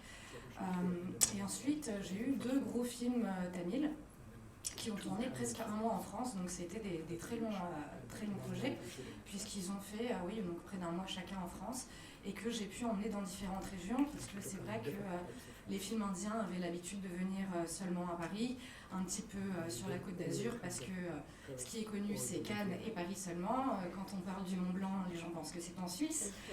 Donc voilà, mon défi d'aujourd'hui, c'est vraiment de les amener, de faire découvrir la France au maximum. Donc j'ai pu accueillir des clips, quelques publicités, et voilà, je poursuis cette démarche et je fais énormément de communication ensuite, puisque j'ai fait une énorme recherche sur tous nos décors, et je suis moi-même impressionnée de ce que je découvre tous les jours, et on a vraiment un potentiel énorme et un très bel avenir, je pense, avec l'Inde, puisque voilà, au point de vue touristique, ça va être juste, on va juste avoir des retombées extraordinaires avec ce qu'on peut avoir. Merci. Justement, on sait que la Suisse est une destination très prisée pour les tournages indiens. Est-ce qu'il y a moyen d'essayer de récupérer un petit peu de ces envies de tournage en montagne, de passer du côté français des Alpes? Est-ce que vous travaillez dans ce sens-là, à promouvoir les Alpes françaises finalement? Nous oui, en tout cas. Alors c'est vrai qu'on a la chance d'avoir les Alpes, on a les Pyrénées également. Alors pourquoi l'Inde vient dans les Alpes? Donc Monsieur Singh pourra nous en parler. Mais, Aditya Chopra a amené son premier film en Suisse, enfin un de ses grands films en Suisse, parce que l'Inde a un peu des difficultés à tourner au Cachemire avec les situations politiques, etc. Et donc ils ont pu retrouver en Suisse ces décors-là. Ensuite, la Suisse, tout le monde a fait le tour. Ils ont commencé ensuite à aller en Autriche et à voir qu'il y avait les montagnes, etc., la Pologne. Enfin les pays de l'Est. Et aujourd'hui, je pense qu'il y a, oui, il y a un bel avenir pour nos montagnes, mais aussi pour nos cascades, pour nos cirques, pour beaucoup de choses et tout notre patrimoine qu'on peut mettre en avant. Justement, tu soulignais, Sabrina, que Paris est donc une ville très attractive pour les lieux de tournage, enfin comme lieu de tournage, pardon, pour les Indiens. Est-ce qu'il y a d'autres hotspots, si on veut dire, des spots vraiment très importants en France actuellement ou dans l'avenir? C'est-à-dire qu'est-ce qu'on peut promouvoir et quels sont les lieux vraiment qui peuvent être tendance pour les Indiens vis-à-vis de leur culture, vis-à-vis de ce qu'ils veulent montrer de la France et de ce type-là? Alors ils aiment beaucoup les fleurs, c'est ce qu'on me demande beaucoup, donc on a la chance d'avoir des magnifiques champs de lavande, mais on les a que pendant 2 mois malheureusement, donc on peut en profiter, voilà, des fois quand on me demande en février, est-ce qu'on peut tourner au mois de novembre? Non, c'est pas possible. Donc il y a cette communication à faire pour leur dire quand venir tourner. Je pense que c'est bien de leur faire connaître quelles sont les périodes où on a des événements aussi, parce qu'ils aiment bien filmer tout ce qui est un petit peu unique. Donc quand on a des festivals, quand on a des choses autour de Noël, on est très présent sur les marchés de Noël, ce type de choses. Parce qu'ils aiment bien tout ce qui brille, donc finalement tout ce qui peut amener un peu de couleur, des paillettes, etc. C'est ce qu'on peut, on peut s'appuyer là-dessus. Et aujourd'hui, dans les tournages que tu as accueillis, est-ce que... tu pourras après enchaîner. Est-ce que... qu'est-ce que je voulais dire? Oui. Est-ce que tu as rencontré justement soit des difficultés, soit des a priori? C'est-à-dire quand les Indiens viennent tourner en France, est-ce qu'ils veulent montrer quelque chose de particulier sur Paris? Est-ce qu'ils veulent montrer quelque chose de particulier sur la Côte d'Azur? Est-ce qu'ils ont leur propre idée déjà de la France, dans un certain sens? Leur propre idée de la France, non, je dirais non. Après, ils ont envie de Paris, toujours. Ils ont envie de Paris, ils ont envie de la Tour Eiffel. Donc bon, moi, sur les plus petits budgets, généralement, je les emmène... Est-ce que ça remarche? Allô? Oui.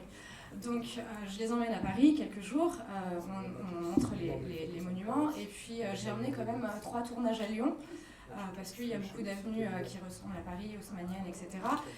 Des grandes places où ils peuvent faire leur chorégraphie. Et finalement, c'est intéressant de tourner dans ces régions parce que au niveau des délais d'autorisation, c'est aussi plus court, c'est plus facile. Si ils changent d'avis dans la journée, on peut donner un coup de téléphone à la mairie et puis c'est fait. On a vraiment un bon accueil en région et je pense que donc, notamment Bordeaux aussi, c'est une ville qui peut... qui est géographiquement très bien placée aussi parce qu'elle n'est pas loin de la mer, pas loin des montagnes. Donc c'est 2 villes en tout cas qui sont intéressantes. Lille aussi qui est intéressante au point de vue budgétaire parce que c'est quand même moitié prix qu'à Paris au niveau des intérieurs. Donc au niveau des villes, oui. Et puis ensuite, il n'y a pas que les grandes villes, il y a tout ce qui est autour au niveau des paysages naturels. C'est juste... inouï d'avoir ça parce que c'est une variété très grande. Bon, je voulais juste revenir un tout petit peu sur l'idée de promotion, on va dire, du cinéma indien qui permet de promouvoir Paris, comme on l'a vu avec Befikre. Il y a eu aussi, il y a quelques années, un grand Bollywood, Zindagi Na Milegi Dobara, qui se passait en Espagne et qui justement est formidable pour la promotion. Je ne sais pas du tout si ça a eu une influence quelconque sur le tourisme indien en Espagne. Je pense que oui, parce que le film a eu énormément de retentissement en Inde. C'était un très gros succès et c'était un film qui a permis de montrer, c'était un voyage en fait, bachelor, aidez-moi, enterrement de vie de garçon, 3 amis qui partent pour enterrer avant le mariage de l'un d'eux et ils ont visité l'Espagne. Et donc c'est un condensé de, pour nous bien évidemment, tous les clichés sur l'Espagne, mais ils sont passés aussi par, ils ont vécu comme tu disais des moments en fait authentiques. Ils sont passés par on a assisté à des fêtes locales. La fameuse tomatina, là où on se lance les tomates. Il y avait on voyait la course quand on lance des taureaux et qu'on court après les taureaux. Enfin, donc tout ça, ça permettait vraiment de voyager en Espagne à travers le film et de montrer toutes ces petites spécificités espagnoles. Et finalement, je me dis que ça n'a pas été fait pour la France. Ça a pas... Et c'est quelque chose qui pourrait être fait, un circuit comme ça, justement, un circuit en France, avec différentes manifestations très françaises, finalement, qui pourraient faire aussi une belle carte de visite d'une partie des traditions françaises. Est-ce que tu essayes de vendre un petit peu ça, de leur pousser à... Juste une seconde. Monsieur Singh disait que ça a augmenté de 25% les touristes indiens qui partaient pour l'Espagne. Ah oui, suffisant.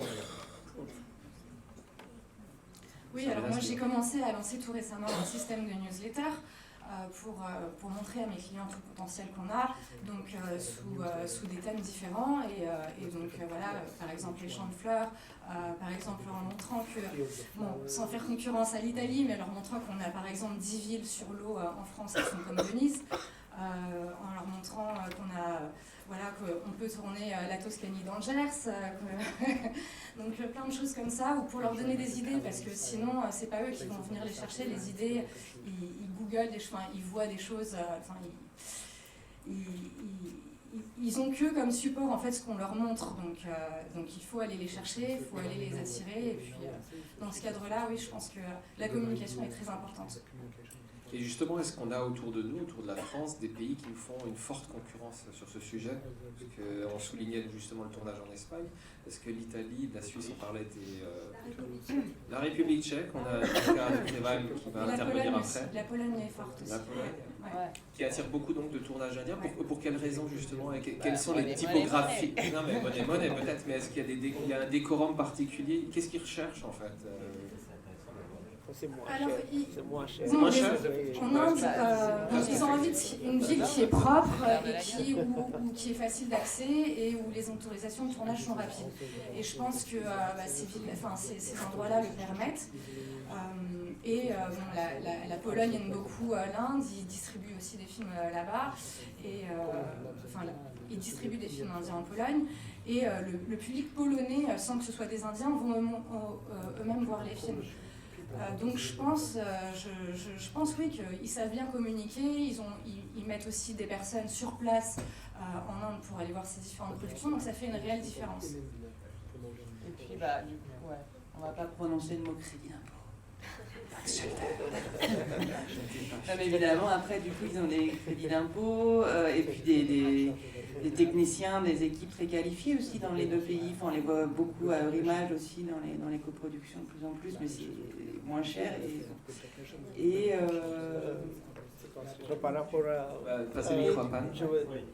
Par rapport à technicien, moi j'avais souvent envie de travailler avec techniciens français, mais ça devient très très difficile à convaincre quand il n'y a pas de coproduction avec la France, parce qu'il y a des charges sociales. Et j'avais trouvé 50 systèmes pour expliquer à d'autres producteurs, mais personne ne comprend, même les Allemands. Si on n'a pas on a dit que non, il faut... Et ça devient assez cher souvent et j'étais obligé de travailler comme ingénieur du son ou mixage dans un autre système qui n'est pas, comme on dit, déclaré, mais facturé. Mais ça devient quand même cher par rapport à d'autres pays, Allemagne ou Italie ou Belgique, par exemple. Et pour Ashish Singh, tu veux oui, mais justement à Ashish, je voulais savoir parce que il y a souvent, si c'est pas tout le film comme pour Béficré, il y a souvent des inserts, des moments dans les films Yashraj où on s'évade. On va dans un pays étranger, peut-être juste le temps d'une chanson, parfois plus. Et je voulais savoir comment ils choisissaient justement les pays dans lesquels vous alliez tourner. On ajoute pour Béficreux, pourquoi Paris, pourquoi pas Rome, pourquoi pas un autre To answer the first question regarding how we select the location for most of our films, basically initially it's dictated by the script, of course, where it needs to be shot. So it could be a city, it could be a mountain, it could be a countryside, a beach, whatever. Then the most important thing is the budget, obviously. because it comes down back to that. And I've been hearing your conversation about lesser shootings happening in France from India. The reason is only the budget, nothing else. I mean, you'll have one of the best technical crew out here. You'll have the expertise to shoot a film here. It's the fringes. Antonin is sitting here. He's just arrived. He was a line producer on the film. So I know the numerous discussions we had regarding the fringes that one has to pay. You know, and Antonin's hands were up. He said, I can't do anything because if I have to pay that 60% to the government, I have to pay it. And we understand it, so obviously. But the cost does go up, you know, and that is the main problem actually. So that's why earlier when I was talking about could the government look at, you know, not charging fringes for international productions that they approve, because that is a government incentive then for films to come in, and the crew does not suffer. And again, coming back to UK then, UK is equally expensive. London is not cheap, but the way they've structured the incentive, it's structured in such a way that, you know, you end up getting a lot more money back because it applies on above the line. So imagine if Mr. Shah Rukh Khan is shooting there, and if you get an incentive on his fee, I mean, it's huge for the producer. How have they worked it out? It's very simple. They have a tax treaty, like France has, I believe, with India. You open a production company in UK, you transfer the fund to Mr. Shah Rukh Khan from UK, from that company. The only thing you need to do is you need to withhold the tax, which they call FEU. So you hold back 20% of his fee, which goes to the government treasury, and that is the money the government then returns to the Indian producer. So it's a win-win for everybody. And that money would have never come back to the producer. So if somebody can really think about that, I mean, there are so many Hollywood films being shot in UK. What is the reason? Just the tax incentive. Nothing else. It's reached a point where, I mean, honestly, people are actually bored of seeing London in our films. There's nothing new. How much can you show? You know, but, I mean, finally it's a business. You need to save money. You know, so that's the main reason. And again, coming back to your question about how we figure out about our films, and you know, it's related to the budget. So a lot of the other countries in Europe, especially Eastern Europe, are cheaper to shoot in, and they also have a 20%, 25%, 30% rebate. You know, and that comes back. Places like Hungary have it again on above the line, so it applies on the actor's fee. So it's becoming more and more competitive. You know, I mean, currently, and then there are countries closer to India. Let's not only talk about Europe. Abu Dhabi, Mauritius, these are cheaper destinations with equally competitive incentives. They have an incentive on Abu Dhabi has an incentive on your crew that travels to Abu Dhabi. You know, so it's not only 30% of your qualified spend, but 30% of what you spend on your crew and anything else related to it. So, I mean, this is something that one needs to think deep. The 30% trip is a fantastic rebate, and it really helps. I'm not denying it, and thanks for that. But there is something beyond that that everybody should be thinking to really make it like really huge for France in terms of films coming in. Pour le choix des pays, ça part déjà du scénario. Est-ce qu'il faut tourner en ville, à la montagne, à la mer? Mais en fait, le choix principal, une fois le lieu visé, est sur le budget de la scène. Et la raison principale de choisir un pays par rapport à un autre, c'est l'argent. Bien sûr, il faut des techniciens et une expertise de cinéma dans les pays, comme à la France, mais il y a beaucoup d'autres pays qui l'ont. Et donc après, c'est une compétition entre l'argent. Et la grande chose dont il parle pour la France, avec le producteur exécutif, c'est ça je pense, qui est présent, c'était la discussion, c'est mais pourquoi est-ce qu'il faut payer autant de fringes, en fait de charges sociales, ce qui amène un coût très élevé. Et ce dont il parlait tout à l'heure, c'est pourquoi est-ce qu'il n'y a pas un moyen pour que le gouvernement réduise ou enlève le coût des charges sociales pour les films étrangers qui viennent en France, vu que ça ne changerait pas l'argent que gagne toute l'équipe, enfin, et les individus. Ce serait simplement de l'argent en moins pour le gouvernement. Par exemple, Londres coûte très cher aussi, coûte aussi cher qu'en France, etc. Sauf que leur tax shelter, enfin leur de taxe, c'est que c'est above the line, donc c'est sur le coût total. Et par exemple, ce qu'il explique, c'est que si vous avez Shah Rukh Khan comme comédien, vous allez avoir un retour fiscal, y compris sur son salaire à lui. Et il dit le système est assez simple. En fait, vous montez une société en Angleterre. Cette société anglaise paye Shah Rukh Khan son salaire en enlevant 20% d'impôts qui sont payés en gros à la source pour l'Angleterre. Sauf que ces 20% ensuite sont reversés par la société par les impôts anglais à la société qui les récupère. Donc, bon. Et il disait, c'est aussi, il ne faut pas se demander pourquoi il y a autant de films hollywoodiens qui se tournent en Angleterre. Ce n'est pas que à cause de la langue, c'est aussi parce qu'il y a tout ce système. Et il dit qu'effectivement, peut-être que les gens commencent un peu à être ennuyés de ce qu'on peut tourner en Suisse ou dans d'autres pays comme ça, parce qu'on montre toujours les mêmes choses, mais voilà, il dit on va là où c'est moins cher, où on garde de l'argent. Et il y a beaucoup de pays d'Europe de l'Est, dont vous parliez, qui ont 20-25% de taxes Shelter, comme ça, de rabais. Par exemple, en Hongrie, c'est pareil, c'est sur le above the line, c'est sur les sommes générales.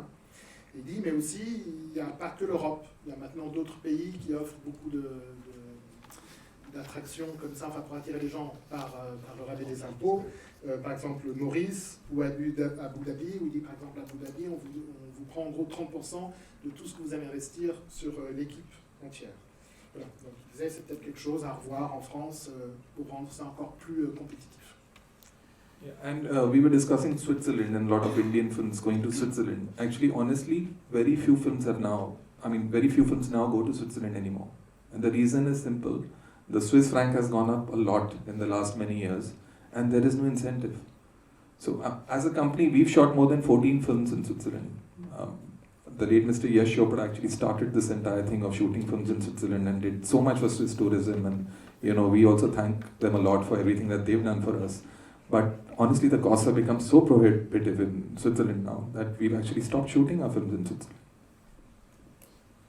Donc il disait, on a parlé tout à l'heure de la Suisse, et c'est par Chopra que les films indiens ont peu commencé à les tourner en Suisse. Ils ont tourné 14 films là-bas, sauf qu'il y a très peu de films indiens qui continuent actuellement à aller en Suisse, pour deux raisons simples, c'est qu'il n'y a pas d'attraction, de tax shelter, enfin de choses de taxes, et aussi parce que le franc suisse n'a pas arrêté de monter ces dernières années, donc du coup ils vont ailleurs en fait, il y a très peu maintenant en Suisse. Juste, pardon, mais en fait le crédit d'impôt, alors si ça vous intéresse, international, il y a Mélanie Chebans qui ce sera l'objet d'un panel cet après-midi, mais je crois que la France a bien compris l'enjeu aussi et a ouvert le crédit d'impôt l'année dernière, elle a encore révisé en fin d'année, enfin ça fera l'objet de cet après-midi. Après, voilà, on a un magnifique pays, des techniciens très forts et des charges sociales qui sont importantes aussi pour garder notre système. On y tient, enfin moi je pense que... Et d'ailleurs, j'ai des producteurs aussi français qui me disent que, par exemple, les Allemands ne sont pas forcément moins chers quand on... Enfin, voilà. Enfin, au contraire, c'était les techniciens allemands étaient plus chers finalement parce que c'est pas calculé pareil. Alors nous, on a ce système, etc. Mais vu qu'eux, ils n'ont pas le système d'intermittent avec ensuite les possibilités d'avoir des... comment on dit, les filles, des allocations, voilà, pendant quelques mois. Enfin, du coup, ils sont plus chers à la journée ou enfin, sur une production, en fait, finalement. Enfin, moi, j'avais cru entendre de la part de plusieurs producteurs que c'était le jeu, enfin, le calcul n'est pas forcément. Les techniciens allemands restent quand même nettement moins chers que les techniciens français avec les charges sociales. Mais c'est important, c'est pas des charges qui vont se mettre dans la poche de l'État aussi, quoi. Ça génère tout un système. Enfin, c'est Thierry. Je suis pas d'accord. Moi, les techniciens allemands sont à peu près au même prix que les techniciens français, parce que les techniciens allemands sont payés plus cher, si les charges sociales sont moins chères. Les techniciens sont payés plus cher parce qu'ils ont à payer eux-mêmes des déclarations qui, voilà. Donc au final, ça revient presque au même. En Belgique, c'est la même chose. Donc c'est la masse salariale, salaire plus charge sociale, est sensiblement la même, quoi. Il faut pas. En Angleterre, c'est moins cher, mais les techniciens sont plus chers. Enfin, bon. Tu veux peut-être rajouter quelque chose ? Oui, il y a un point qu'il faut encore qu'on aborde dans cette table ronde, c'est la distribution des films indiens en France. Est-ce que Hélène, tu veux dire quelques mots justement sur comment ils sont distribués ? Exemple, on pourra parler peut-être du cas de Ficre après, dans la table ronde numéro 2, mais pour d'autres films. Alors, je vais laisser la parole dans la salle à Némésis Srour, ma collègue. Je vais transférer mon micro. Malheureusement, donc, comme on vous le disait, Aguilan n'a pas pu venir. Oui, alors je remplace très rapidement Aguilan. J'aimerais bien souligner quelques petites choses avant, si le temps me le permet. Oui, on a quelques minutes encore. Je pense que ce qu'il faudrait souligner, oui, il y a un nombre très élevé d'écrans en Inde, mais quand on rapporte ça au ratio de la population, en fait, le pays est complètement sous-équipé. Et du coup, je crois que les chiffres, c'est 16... il y a 16 écrans pour 100 000 habitants ou quelque chose comme ça, donc ce qui est très peu. Donc un vrai enjeu pour l'Inde, c'est un enjeu territorial, et c'est de mettre des cinémas dans les zones rurales, où se trouve encore la majorité de la population. Donc là, il y a eu tout un développement de ce qu'on appelle les miniplex, par exemple. C'est des cinémas à 2 salles qui proposent le confort du multiplex à des tarifs préférentiels, et voilà, pour qu'ils soient en même temps accessibles à ces populations rurales. Donc là, c'est un vrai enjeu. Et je pense que dans ce sens-là, à la fois, ils veulent développer leur marché intérieur, mais aussi le marché à l'international, puisque finalement, en fait, comme il n'y a pas assez d'écrans, le marché international prend d'autant plus d'importance. Et j'aimerais juste souligner que quand même, la compagnie Yash Raj Films est une des premières à avoir eu une stratégie à l'international. Ils se sont installés à New York en 1997, si je ne me trompe pas. Ils se sont installés ensuite à Londres, Londres d'abord, pardon, et aux Émirats. Donc ils cherchent à implanter des bureaux partout afin de distribuer des films dans différentes régions. Et c'est quelque chose qui est assez nouveau, parce qu'avant, le territoire international était considéré comme territoire international, point, sans subdivision régionale au sein des différents espaces. Et donc là, voilà, les Indiens considèrent qu'on a à la fois, il y a le marché du Moyen-Orient, le marché de l'Asie orientale, l'Europe et les États-Unis. Et dans cette stratégie, en fait, on s'appuie souvent sur la diaspora pour distribuer les films. Et c'est comme ça je peux rebondir sur le rôle d'Anafilm en France, dont la stratégie est avant tout communautaire et dont les films sont avant tout destinés à la diaspora. Donc il va distribuer des films Bollywood, mais aussi énormément de films tamouls. C'est ceux qui marchent le plus. Ouais, voilà, c'est ceux qui marchent le plus. Bon, un film tamoul, enfin un film Anafilm, ce qui marche très bien, c'est 10 à 15 000 entrées. Mais comme le soulignait Hélène tout à l'heure, après voilà, ils sont diffusés dans certains cinémas avec très peu d'horaires de diffusion, etc.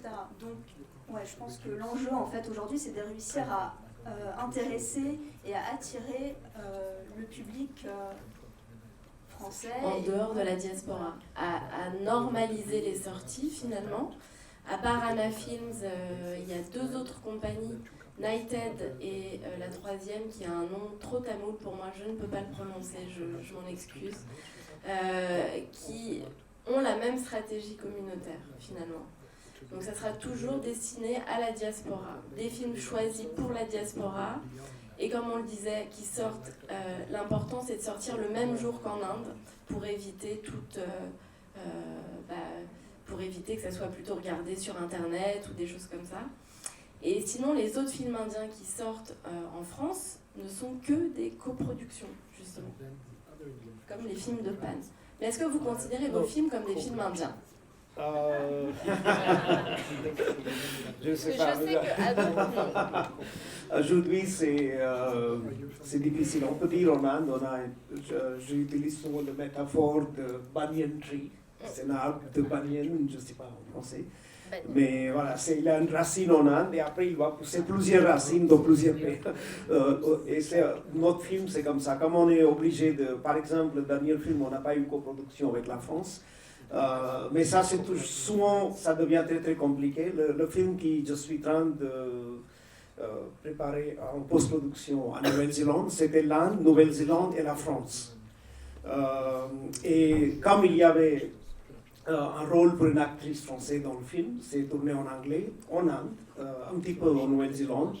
On a commencé, je ne vais pas dire le nom de producteur ni le boîte, mais on a commencé, le contrat a été signé, on a commencé le tournage, et juste 2 semaines avant le tournage, le producteur français nous a appelé en disant qu'il n'a pas reçu ni l'aide de CNC, et il est sorti du projet. Et finalement, nous, on était obligés de continuer notre production. Mais ça arrive souvent parce que, pour moi, le film, aujourd'hui, plutôt dans notre 21e siècle, ça appartient plus aux réalisateurs que des pays.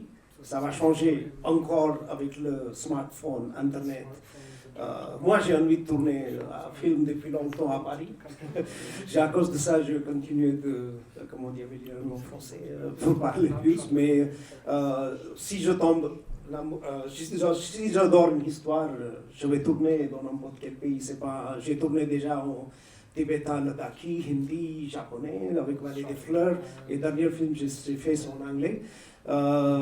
Mais je crois que le film, c'est indien parce que source d'inspiration, ça vient de l'Inde. Parce que mes racines sont en Inde et on peut voir toujours certaines influences de l'histoire, la manière de traitement, les personnages, son, tout.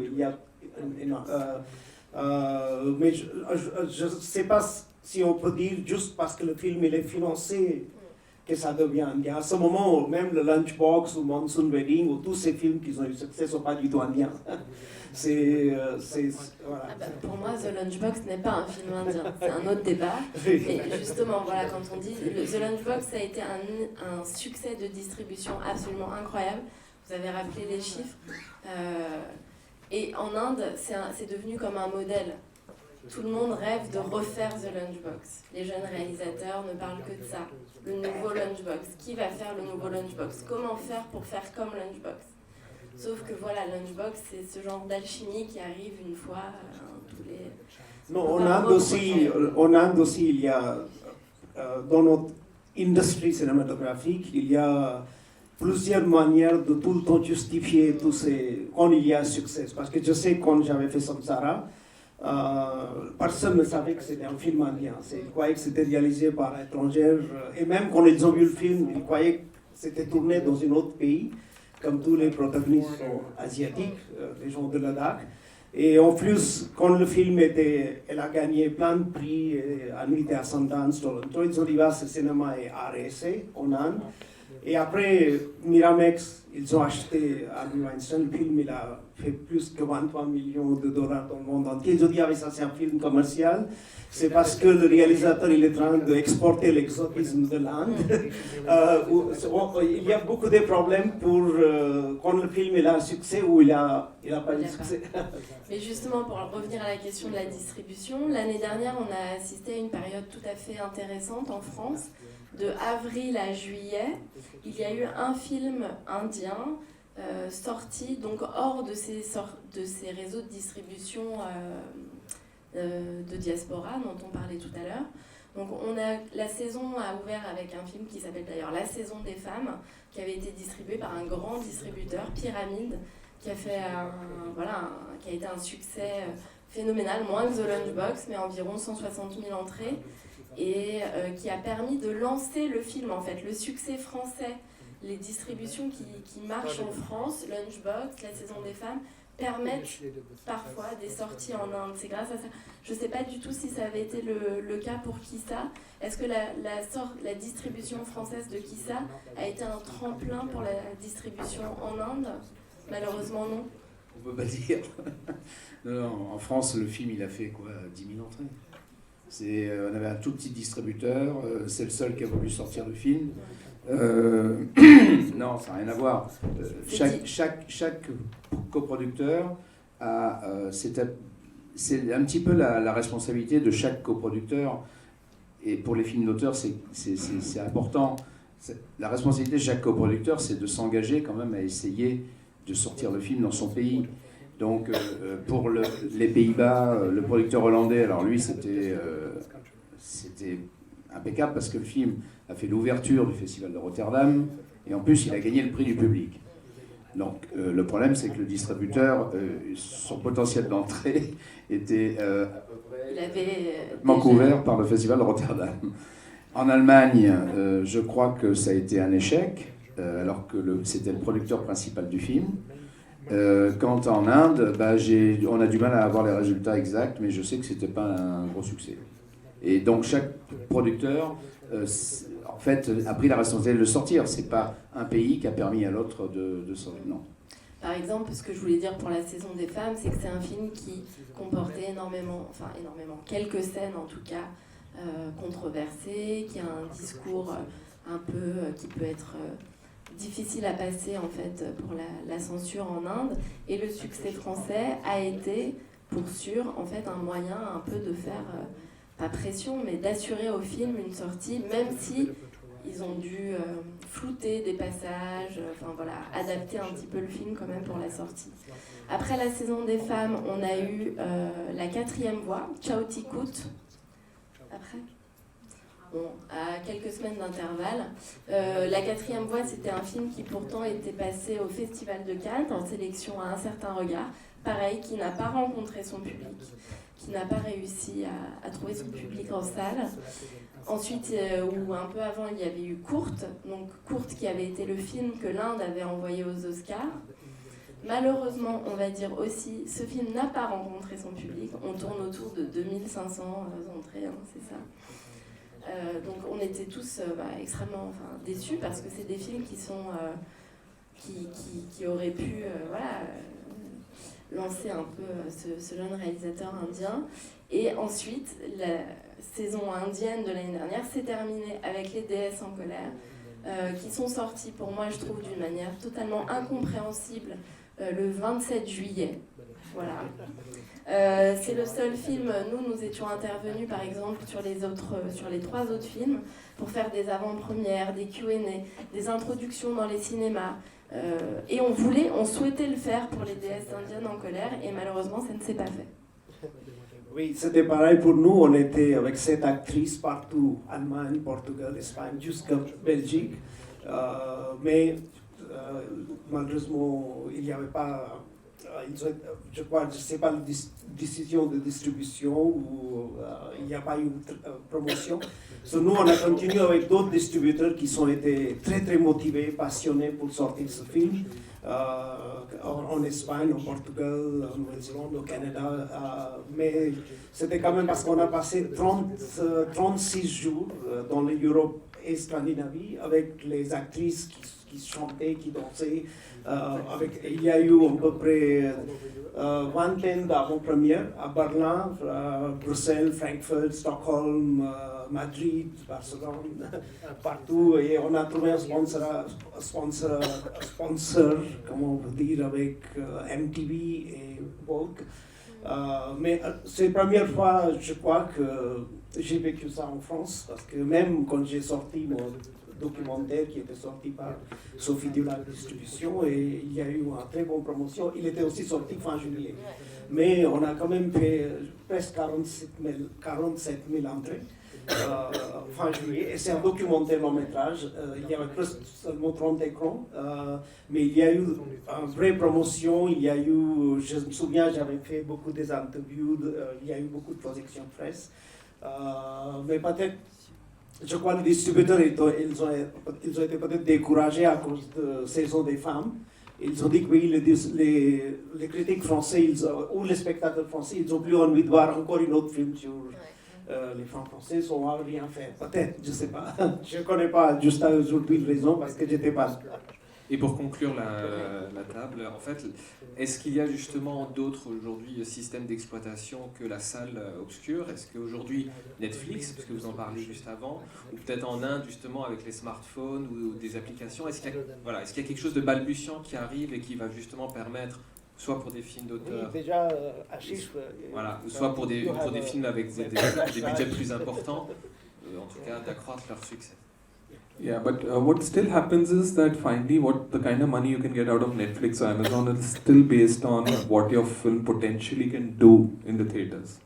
You know, that doesn't change unless you have an exclusive deal to make something for them. But then that's only exclusive, so then we are not talking about a film that goes out to the theaters. Donc pour Netflix, de toute façon, les deals financiers sont basés sur le potentiel qu'ils pensent que le film fera quand il sera distribué et le nombre de tickets vendus, à moins que vous ayez un deal d'exclusivité. Et à ce moment-là, donc c'est un produit qui est uniquement pour Netflix et pas pour une sortie salle. Okay. So regarding the web division that we have in our company, it's a division called Y Films, and the idea is actually purely in terms of monetary. This thing, it doesn't make a lot of money, but what we do is we get most of our web series sponsored by companies in India, so that kind of offsets our cost. But purely in terms of revenue generated by them on YouTube or any of the other digital platforms, it's not a lot, to be very honest with you. These are just baby steps that we are taking to be ready for something in the future that may just become very big. Donc il dit, pour être franc, leur division à l'intérieur de la maison de production pour les web-séries, ce n'est pas quelque chose qui génère énormément d'argent. Ça ne leur coûte pas beaucoup, ça ne leur coûte pas, du moins parce que les productions sont sponsorisées par des investisseurs privés, donc il n'y a pas de coût, il y a peu d'entrées. Mais pour eux, c'est surtout une stratégie où pour l'instant, ils font cette démarche pour pouvoir avoir une machine prête à intervenir le jour où il y aura un vrai potentiel de marché. Voilà, si peut-être Pan encore une dernière chose à dire sur...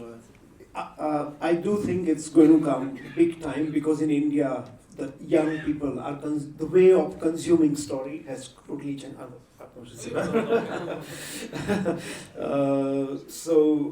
Je crois aujourd'hui, surtout les jeunes en Inde, on regarde beaucoup sur les smartphones et je crois que ça va bouleverser le problème, surtout dans les régions où il n'y a pas de salle de cinéma. Et à cause de ça, on a vu le succès de Jio, qui est récemment, comment on peut dire, un network server, qui a dit que si vous achetez smartphone Jio, on va vous offrir plein de choses, de musique, cinéma, n'importe où vous êtes en Inde, dans la forêt, dans l'Himalaya, dans la montagne, vous pouvez regarder tout ce qui... Je crois que ça c'est important. Et deuxième chose, un petit peu comme partout dans le monde, surtout avec les jeunes, bien sûr Shah Rukh Khan, Salman Khan, tout ça c'est des grands stars, mais il y a aussi des nouveaux stars de YouTube qui sont en train de naître, les gens, à cause de ça, il y a eu succès avec Viral Fever ou des jeunes comédiens qui ont créé leur propre série. Et ils ont parfois plusieurs millions de vues et je crois que ça va absolument changer parce que quand même dans les grandes villes c'est trop cher d'aller au cinéma, surtout le week-end ça coûte trop cher, parking, popcorn et c'est pas comme ici parce que en Inde, I don't know how to say, but the Indian spectators have to be pampered a lot. Je ne sais pas comment on peut dire ça. Voilà, c'est celui-là qu'il a besoin que ça soit comme ça. Et après, on parle souvent au téléphone, on ne peut pas l'interdire. Les gens, ils parlent pendant le film. Et en plus, il faut que dans les salles, on peut même recevoir les cushions. Et à la même temps, toutes les grandes chaînes des salles, ils ont une app. Et vous pouvez rester dans votre salle, commander votre samosa, popcorn avec le téléphone et quelqu'un va vous livrer dans votre salle, vous êtes assis. Et tout ça, ça devient très très important à part le cinéma. Bien, merci. Ça montre les évolutions en tout cas qu'il y a en Inde et qui vont bouleverser. Et comme ça, c'est trop cher. Parfois, quand on dit un film, il a eu un grand succès. Et je suis toujours intéressé quand on fait que le film il a fait peut-être 20 millions de dollars en Inde, mais le nombre de personnes qui ont actuellement vu, c'est pas énorme. Parce que dans les 30 grandes villes en Inde, on peut faire un succès, on peut avoir beaucoup de l'argent parce que les prix sont tellement élevés. Seulement, je crois, il y a 3 ou 4 studios comme Yash Raj ou récemment Disney, les films d'Amir Khan qui vont sortir un peu partout en Inde. Sinon, il y a 30 villes qui vont contribuer énormément de box-office. Ça peut être presque 70% et le reste de l'Inde, c'est 25%. Merci pour ces dernières précisions et on va préparer donc la table ronde numéro 2.